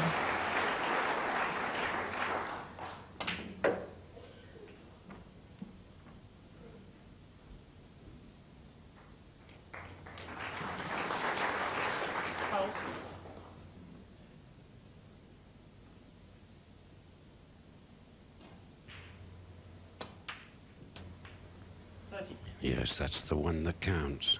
34 points ahead. Only 27 points left. And the blue to come.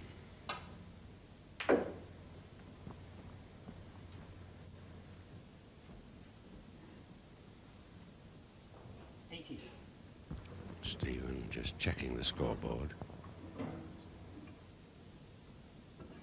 The colours more or less on their spots, just the yellow and brown that's slightly adrift.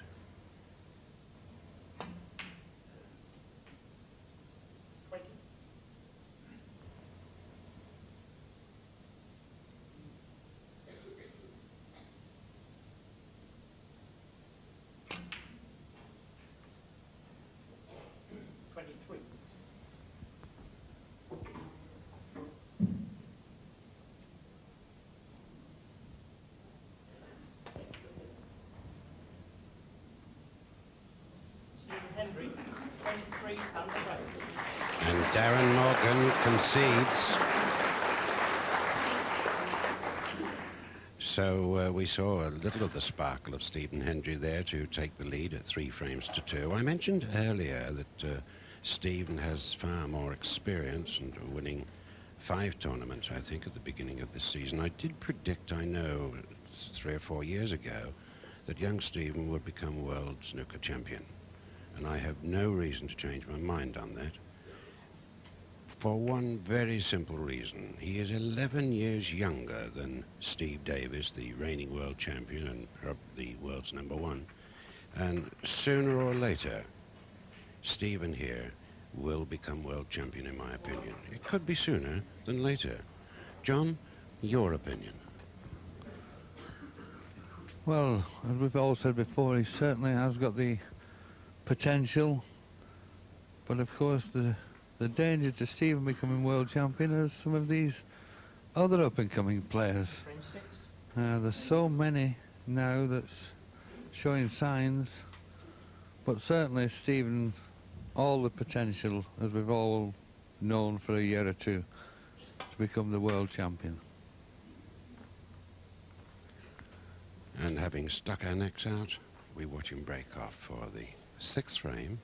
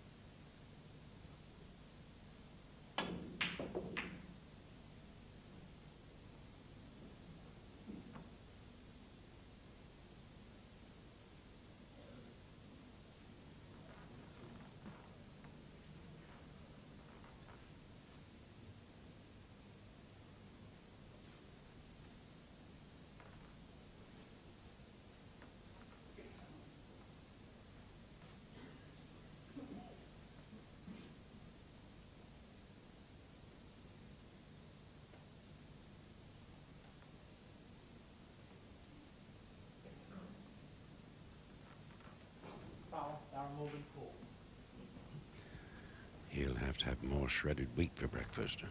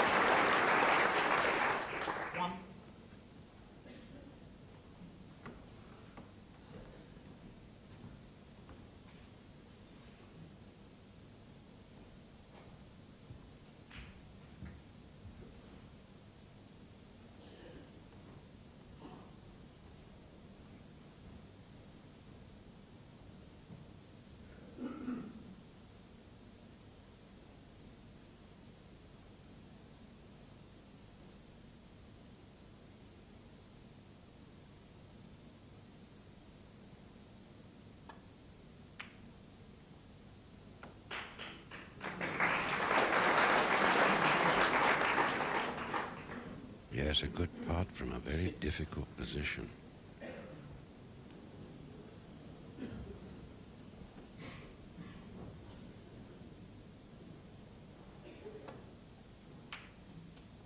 Seven.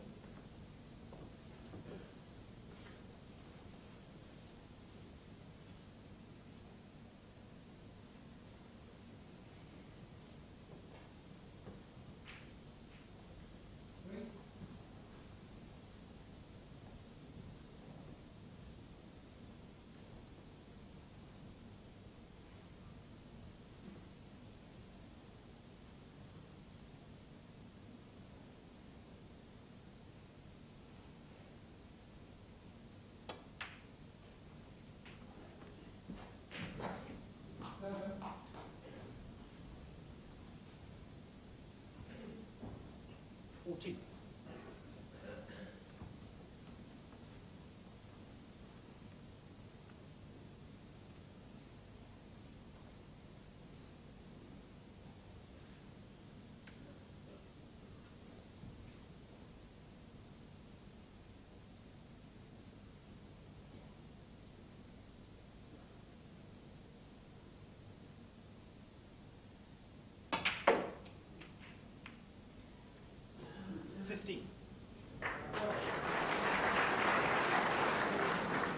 Trying hard to force the cue ball through there, and it's not come out too well for him. Yellow.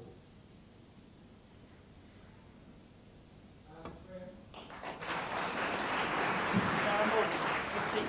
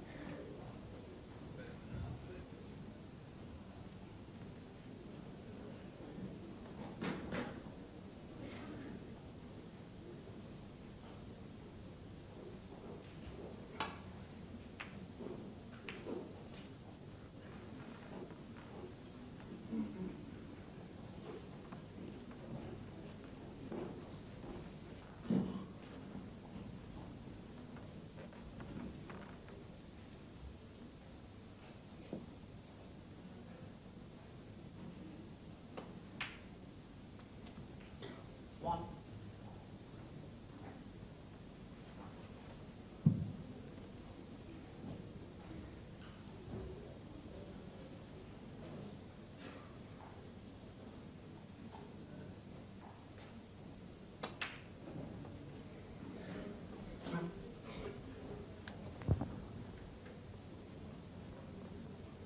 Eight.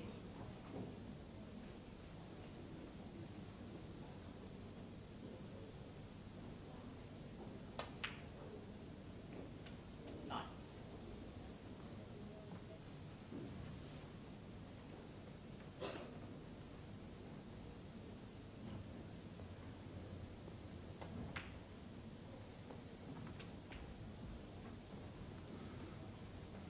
And Stephen immediately coming for the red to the left of the black.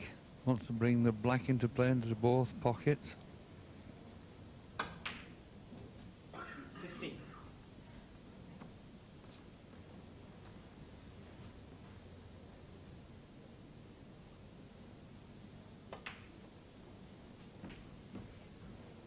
That gets his nose in front. 22.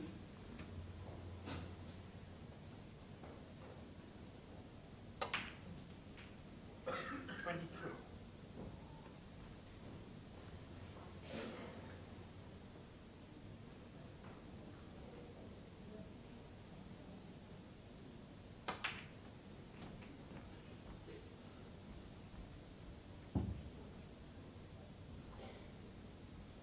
30.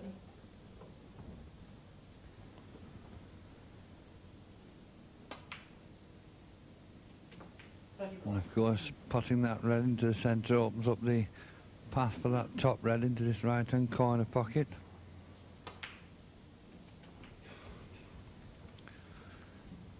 Like a game of chess, when he removes this red, of course, there's 2 more reds available into the left-hand corner pocket. 38.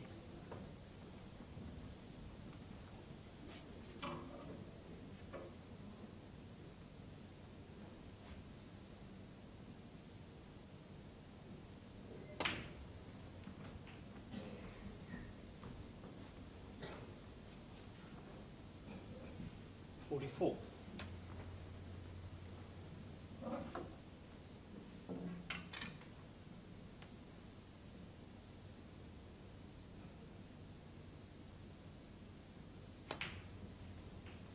45.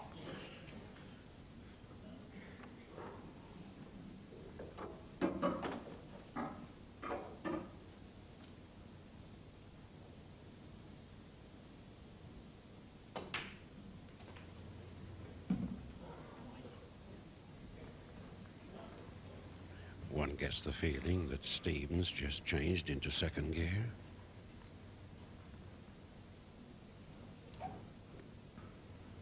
Just looking at the board, 33 points in front. 53.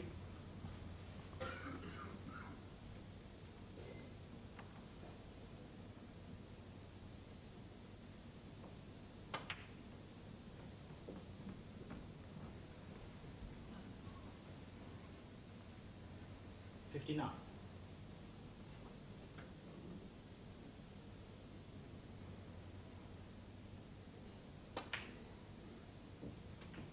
60.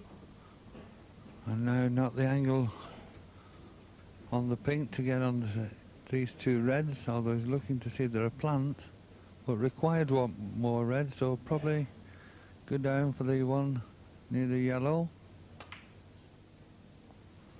Well, obviously he does think this is a plant. Quite a gap between the 2 balls. 66.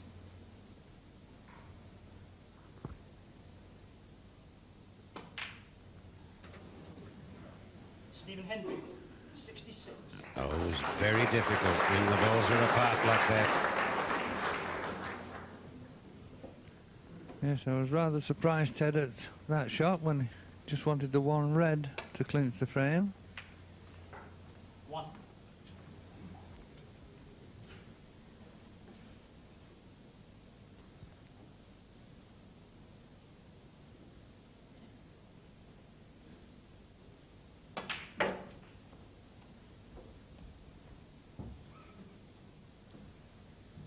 8.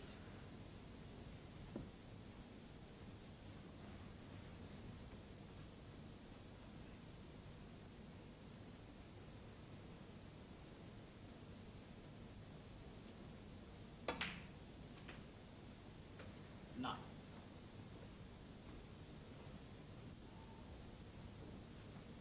This last red is going to be a problem.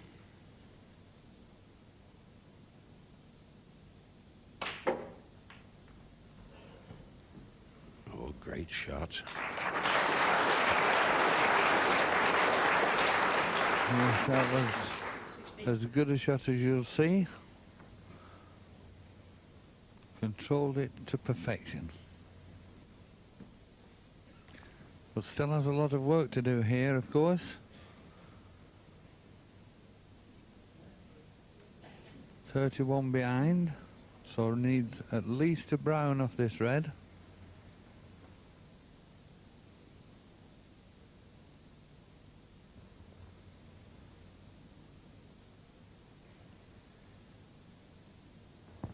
Still doing his arithmetic.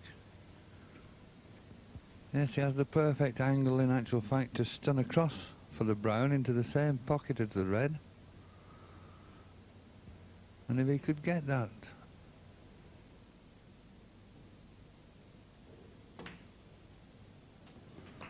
if he can get that angle, which he has done, of course, he's now got the opportunity of bringing the yellow out away from the cushion.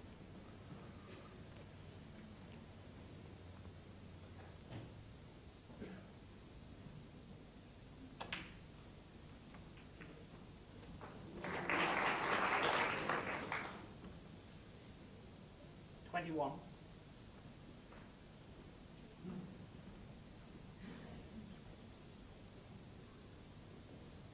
Now, can Darren Morgan do a Stephen on Hendry? Obviously, the yellow will go, but his big problem now, of course, is just getting enough angle to get onto that green into the same pocket. And I don't think he's done it. I think he's held it too much and can only now play a safety shot.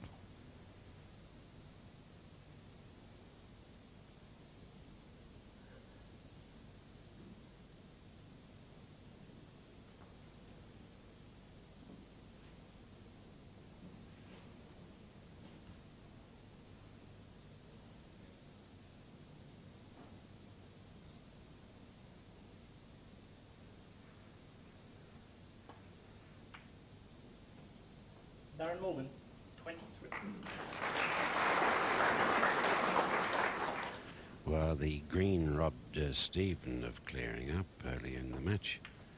This time it's Darren who suffers that fate.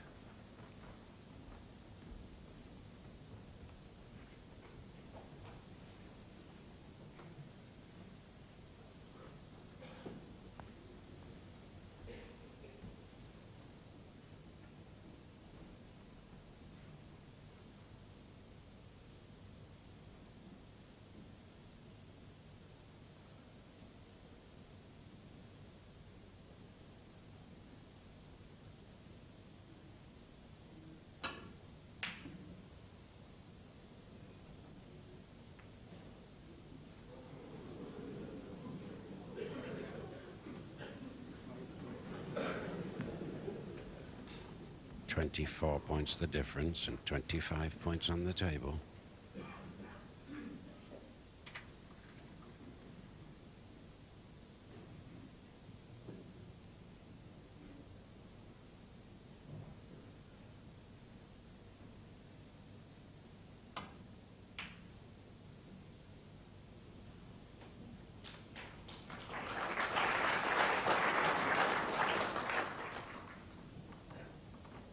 Perfect strength played there.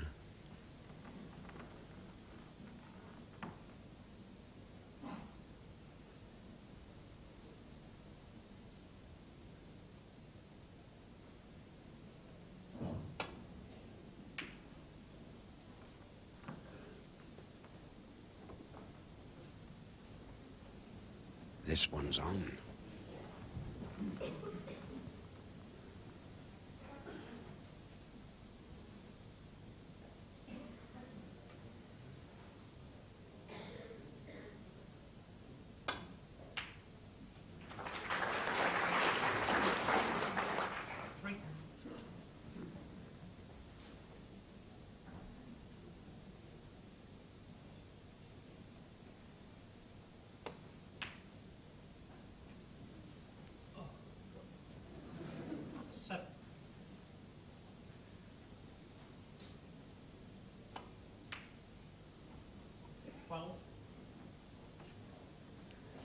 So Stephen Hendry making sure of this sixth frame, and for the first time in the match, 80.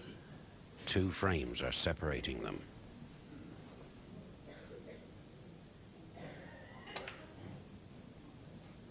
The black on the way down the table, but it doesn't matter. Stephen Hendry has won and leads 4 frames to 2.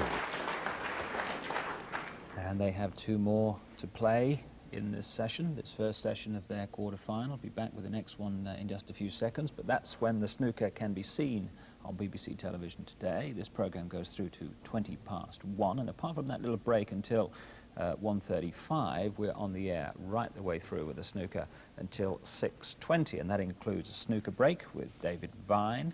It should be around 2:30, very much depends on how the play unfolds, really, what time it starts and finishes. Alan Chamberlain, the referee, will be talking to David about some of the controversial incidents that may have happened in terms of the laws of the game during the championship so far. Also another chance to see shot of the championship and perhaps win 2 tickets to all sessions of the final.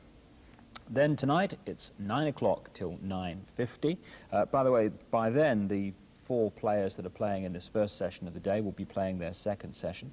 And 11:15 till 11:55 is the other transmission today.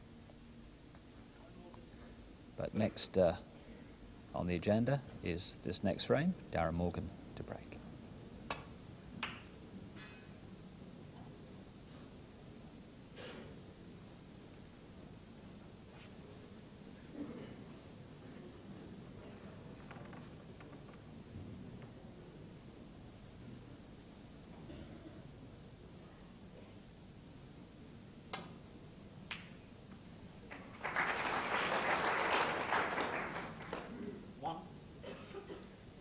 So this time, Stephen Hendry doesn't wait any time before taking the red.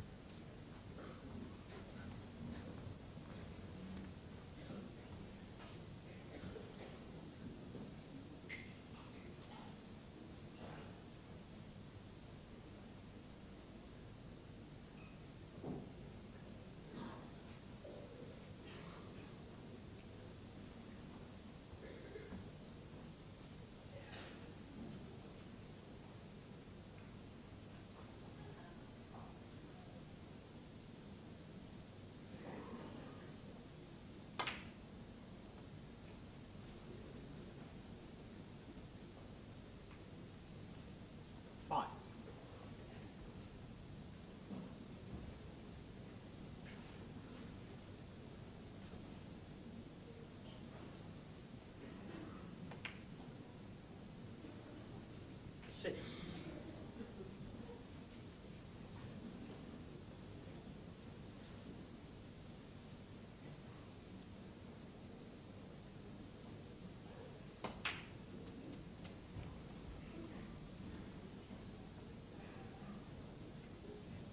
$30.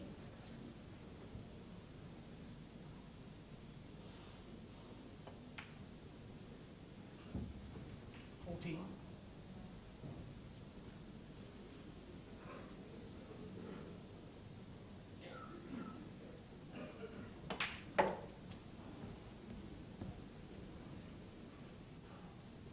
21.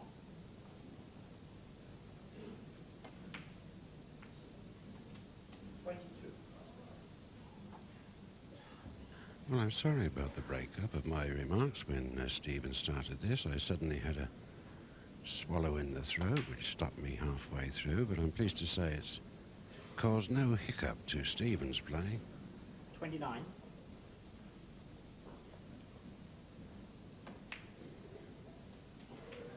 30.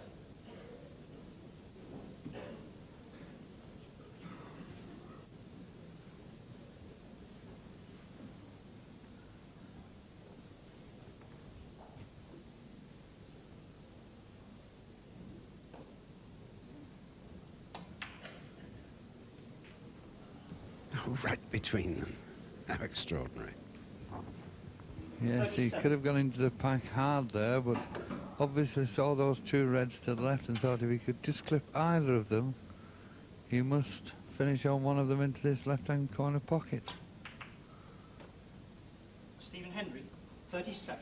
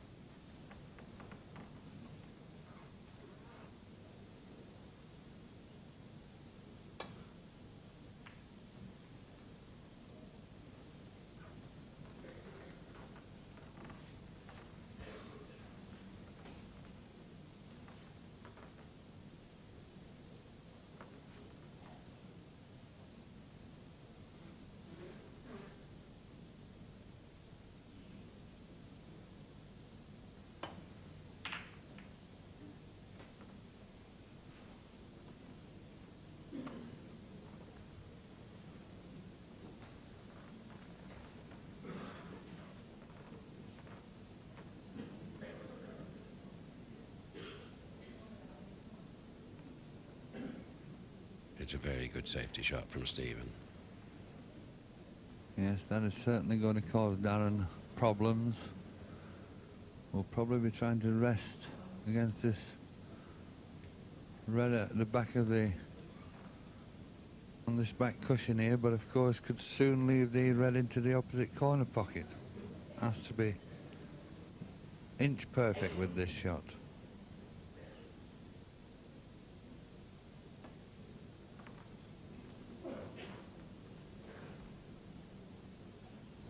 Foul, Stephen And that Hendry. was his problem.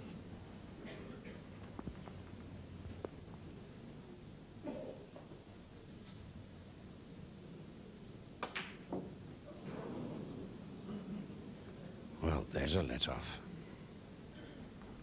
You'd be disgusted with that.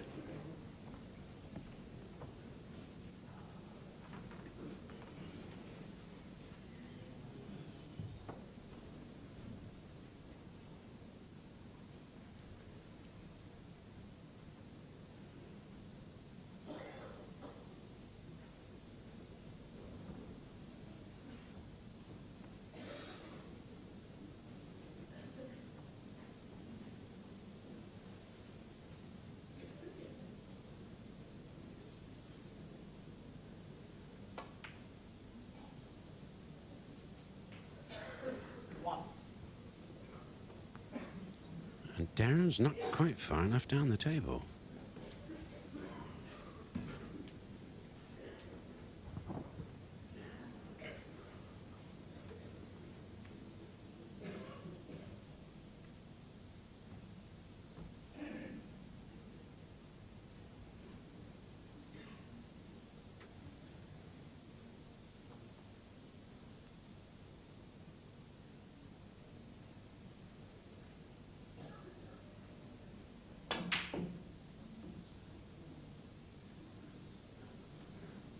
Darren Morgan.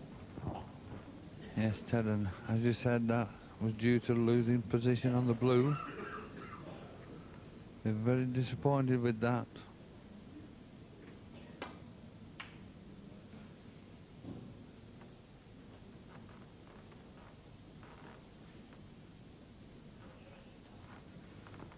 Stephen, of course, realizing that the edge has gone off of Darren's potting and is now putting her under pressure.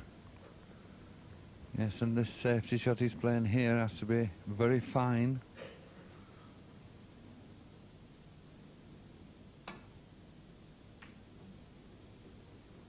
And that's a good shot.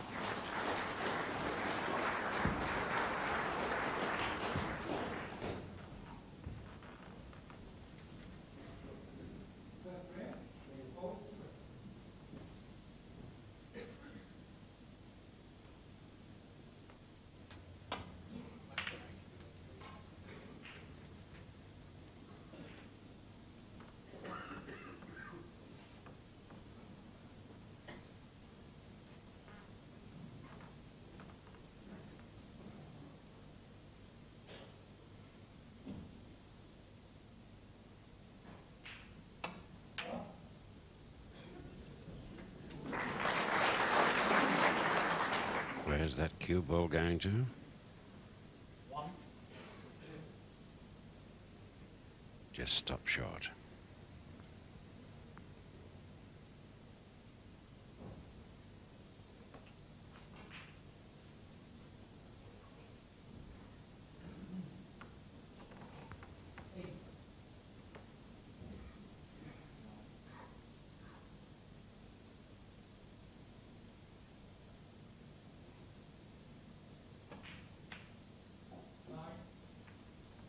Darren Morgan.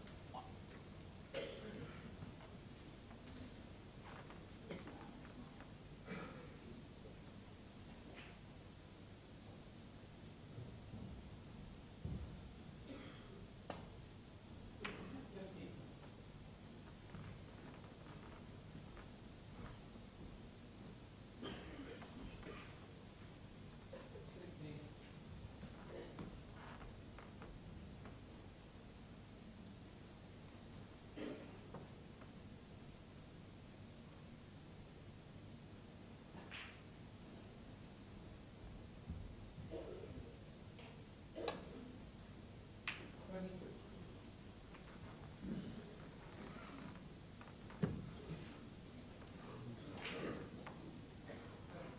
wasn't missing those earlier.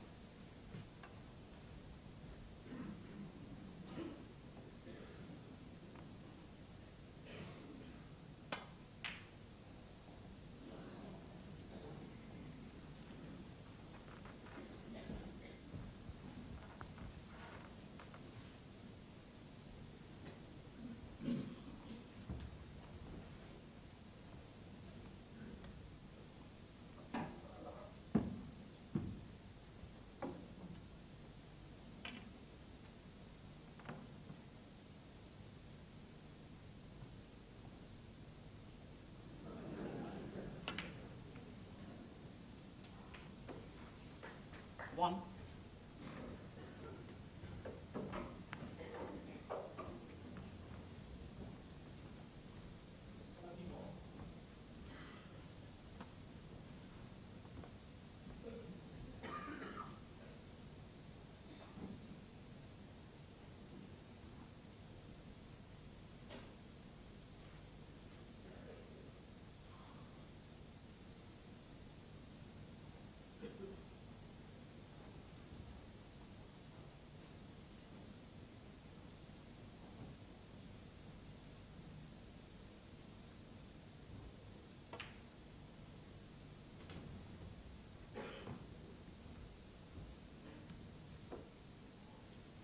Seven.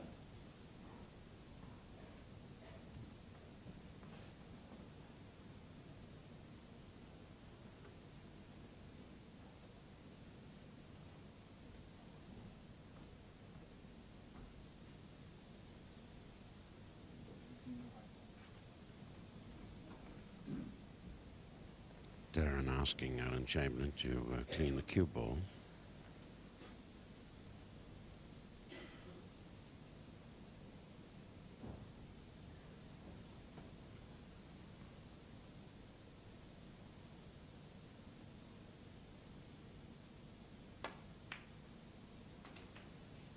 Eight.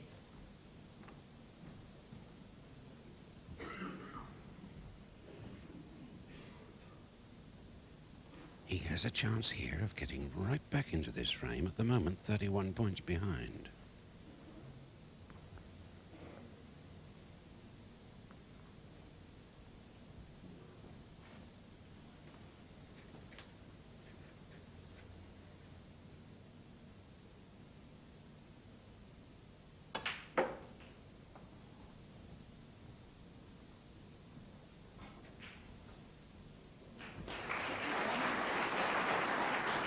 Eight.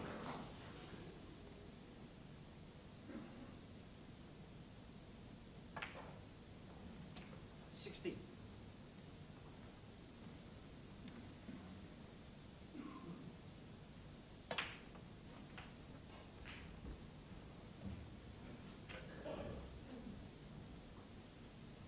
23.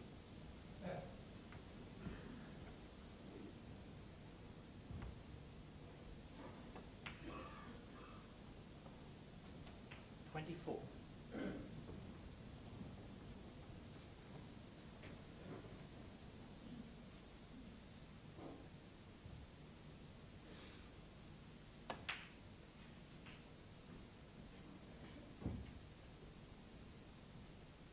$31.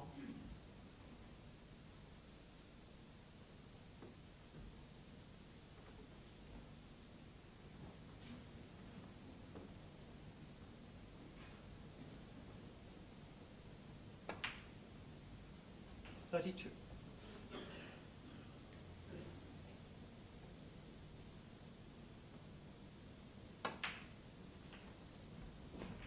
That levels the score. 39.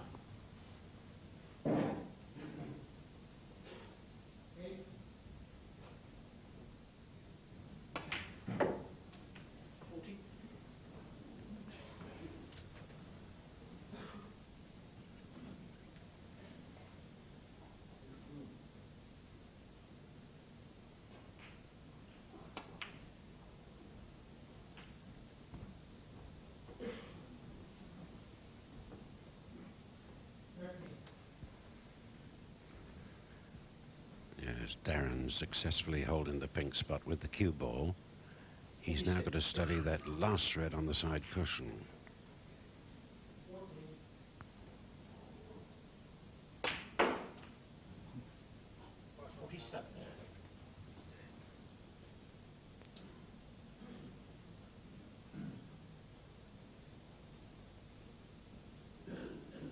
So Darren finally built an 8-point lead up. Could pot the brown up this cushion, but it wouldn't be of much advantage to him with the red tied up where it is.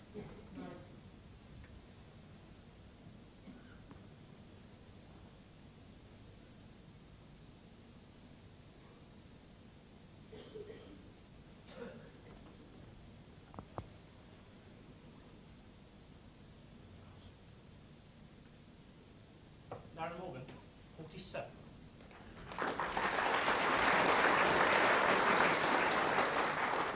And a very useful 47 too.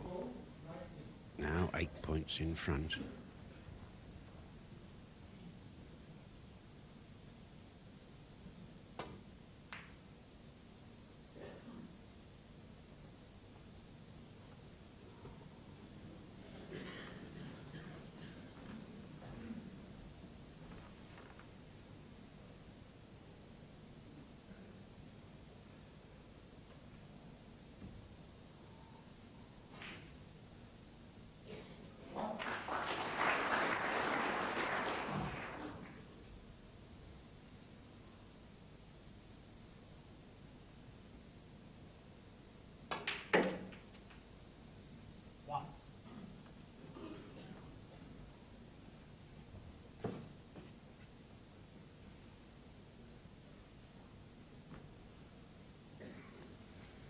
Darren looking at that yellow.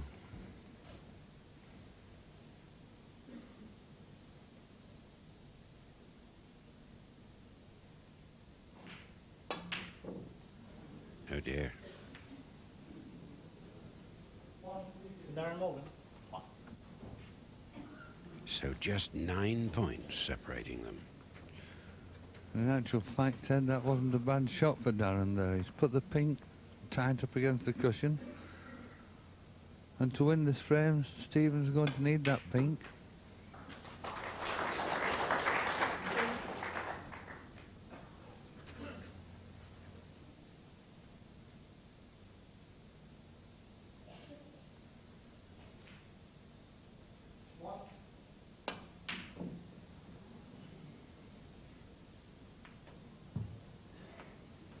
Hendry. Trying to get the cue ball around the table. He's left the green over the pocket. 7 points in it now.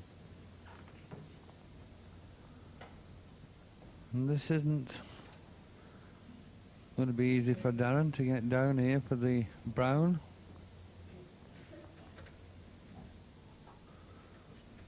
Well,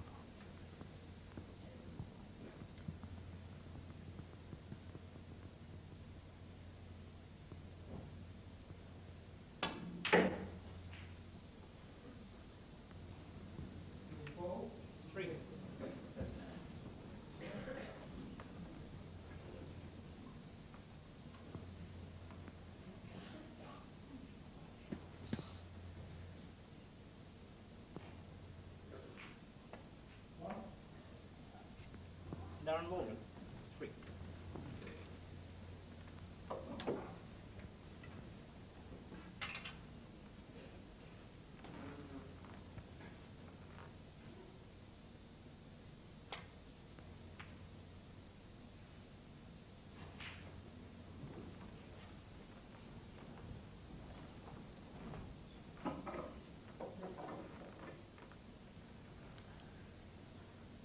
A lot of left-hand side on the ball to kick the brown down the table.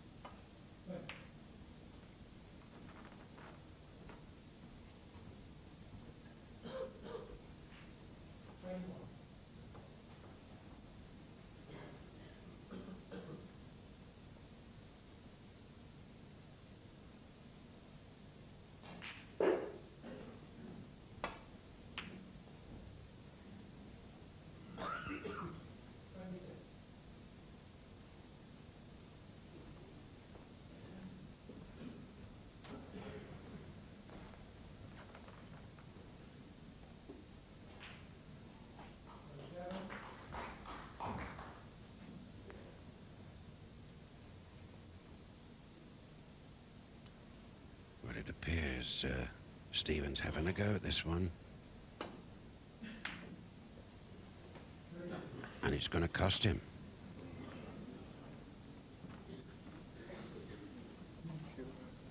Got perfect position on the blue had the brown gone in, but it was a very difficult shot to undertake.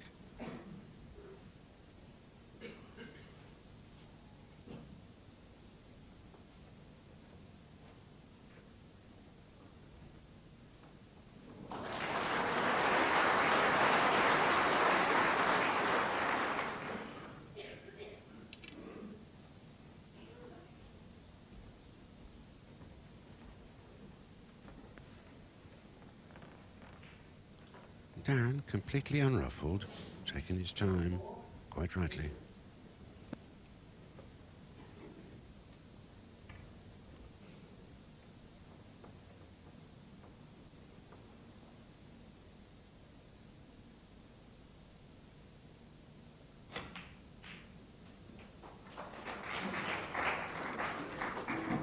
That puts him 14 points in front. So just the blue required. I'm sure this time we won't see any heroics. We're just trying to make sure of the blue.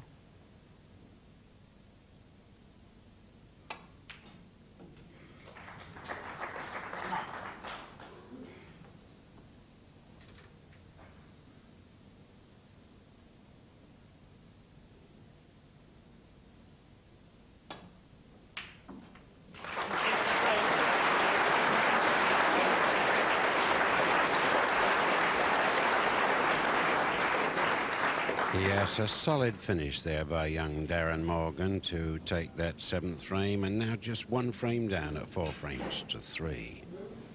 The face of snooker can change so rapidly.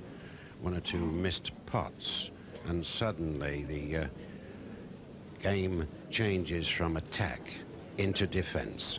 It's 4-3.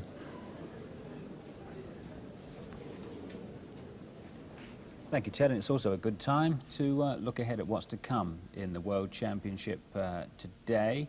4-3 at the moment to Stephen Hendry. And the other quarter-final that started this morning, Steve Davis leads 2-0 against Neil Foulds. Then this afternoon, the other two quarter-finals begin with Jimmy White playing Terry Griffiths, John Parrott and Cliff Thorburn. And they are the faces and the names we'll be seeing when they come out at 3 o'clock this afternoon, as usual, for play in the second session of the day. Jimmy White playing Terry Griffiths, two very experienced players. Jimmy White's been in practicing this morning on the table. John Parrott playing Cliff Thorburn.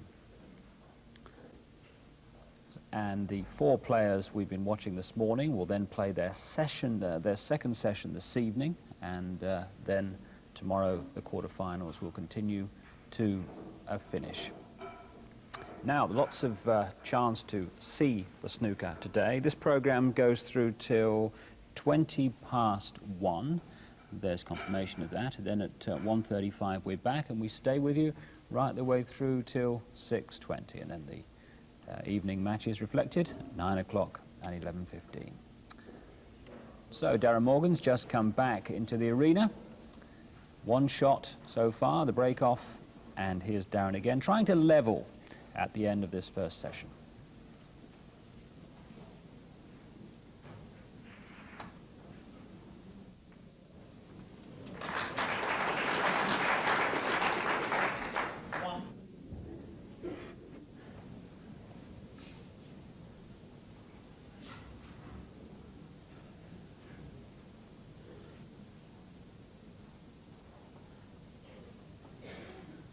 Cutting this one back.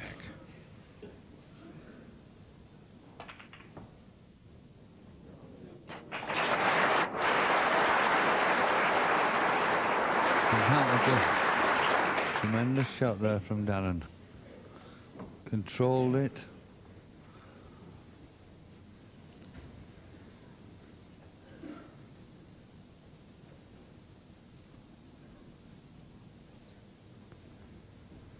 In fact, deserved a better fate. And he's got this. It's a little more difficult than it looks.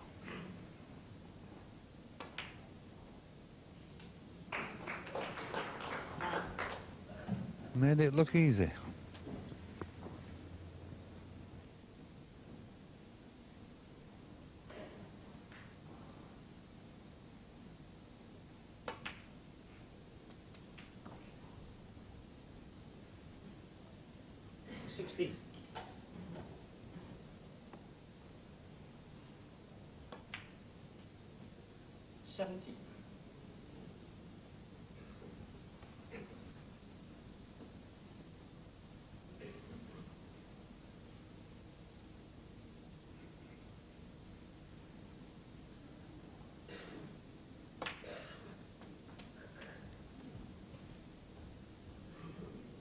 $24.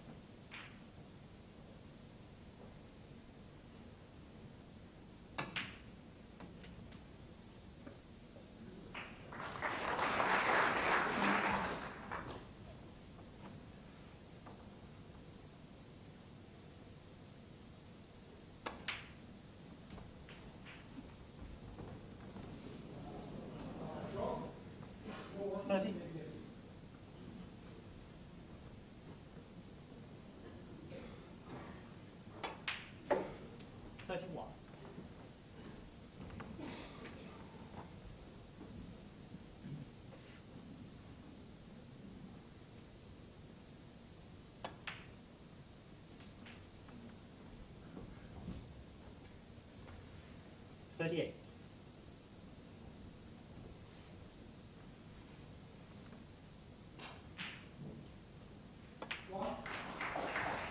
$39.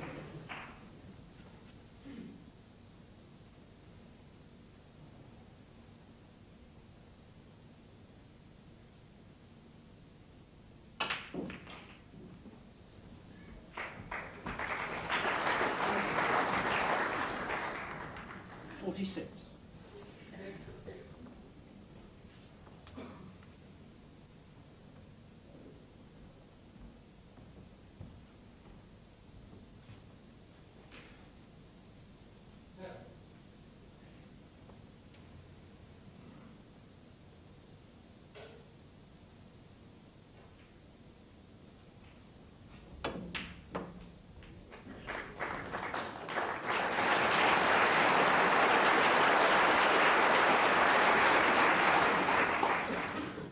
Another terrific shot, John.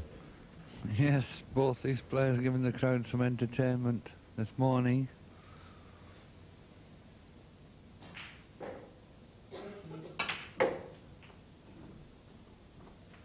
And at 4-2, of course, when it just looked as though Stephen was taking control of the game. Here we are, Darren fighting right back. Didn't get the desired shot there, wanted to miss that red, but I think we'll see him take it into the centre and try and stun down for the black into this right-hand corner pocket.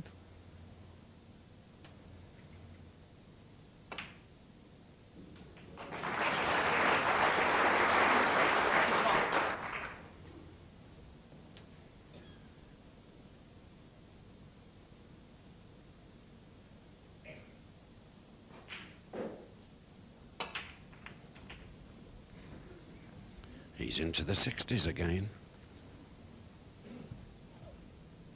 62. Stephen Hendry not getting it all his own way.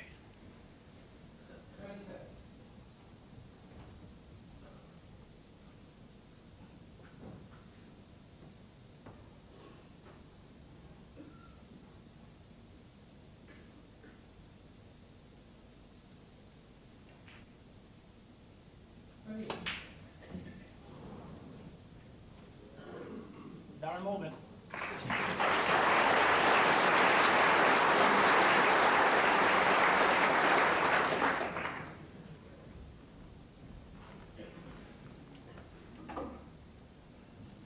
He's left nothing.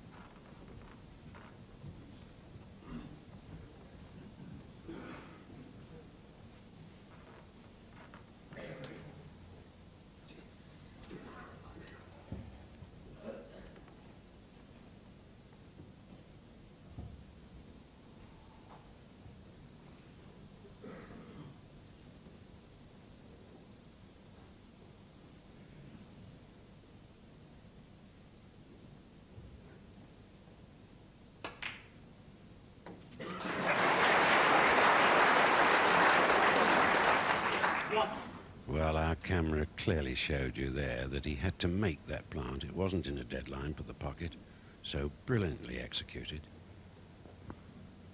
Yes, and could certainly be the match winner. Or should I say the frame winner.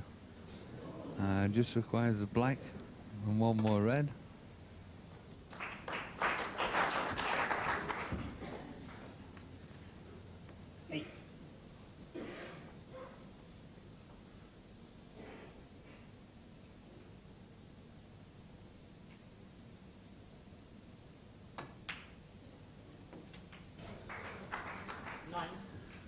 Yes, as John Spencer says, that's the one that matters. 71 points ahead now, and only 67 points left on the table. And of course the blue to come.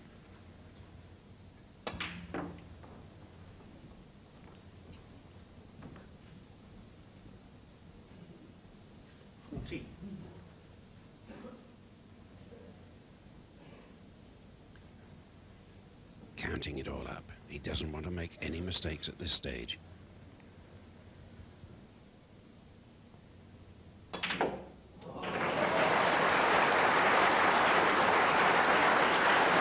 Well, I wouldn't call that a mistake, Ted.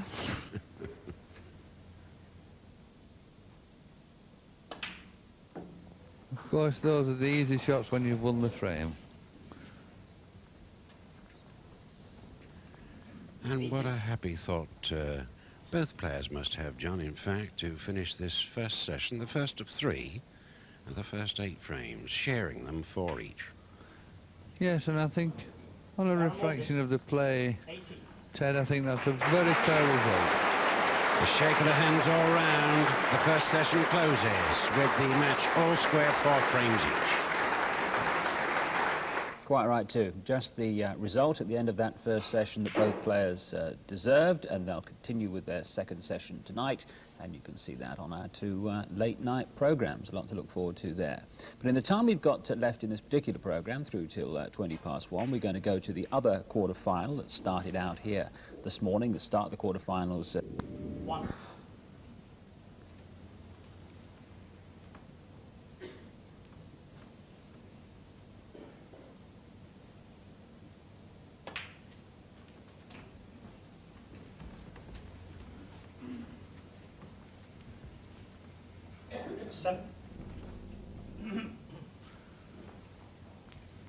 So red and a black now would put him 35 in front, with 35 left on the table.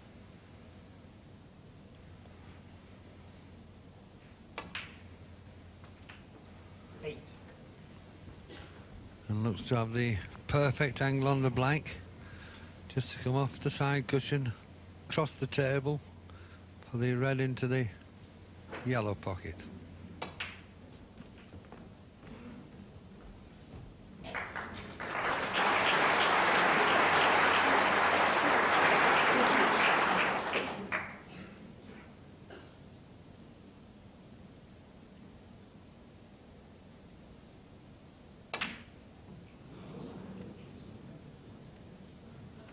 Darren Morgan, 50.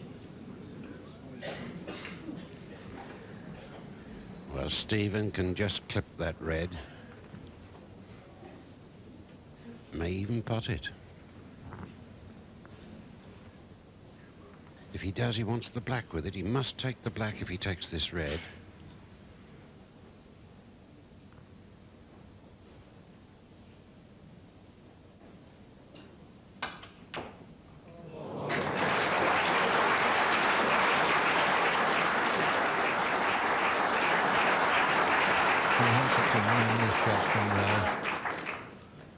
Well, perhaps see him stun round behind the blue now to come back up for the yellow.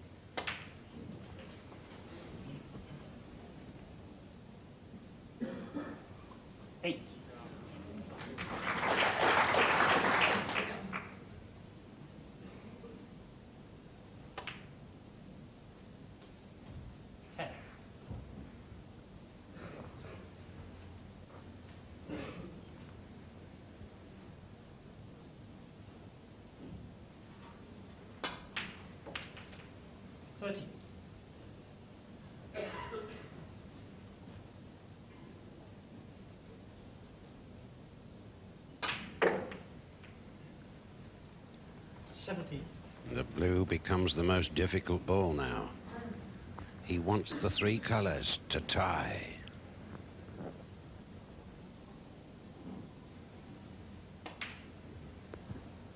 It's there.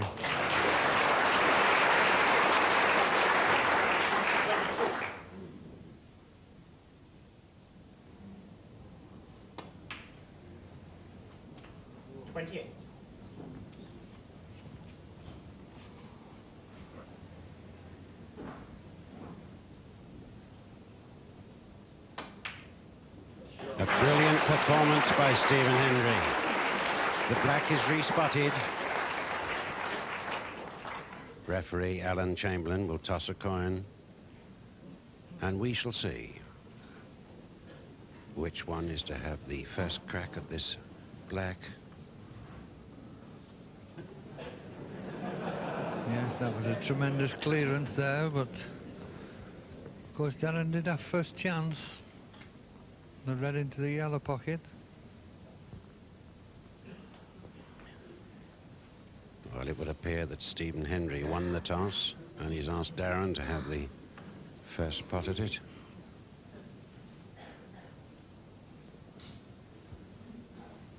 Of course, the normal break for this sort of shot would be to just try and double the black, back down the spots against that baulk cushion.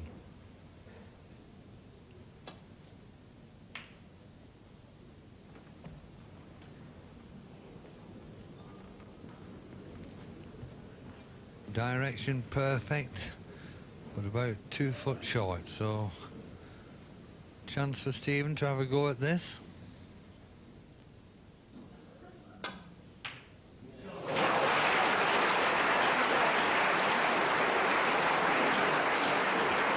Some amazing play by young Stephen Hendry, and he extends his lead now 8 frames to 5. That continues this evening. More of it in our later program, which is at 11:15.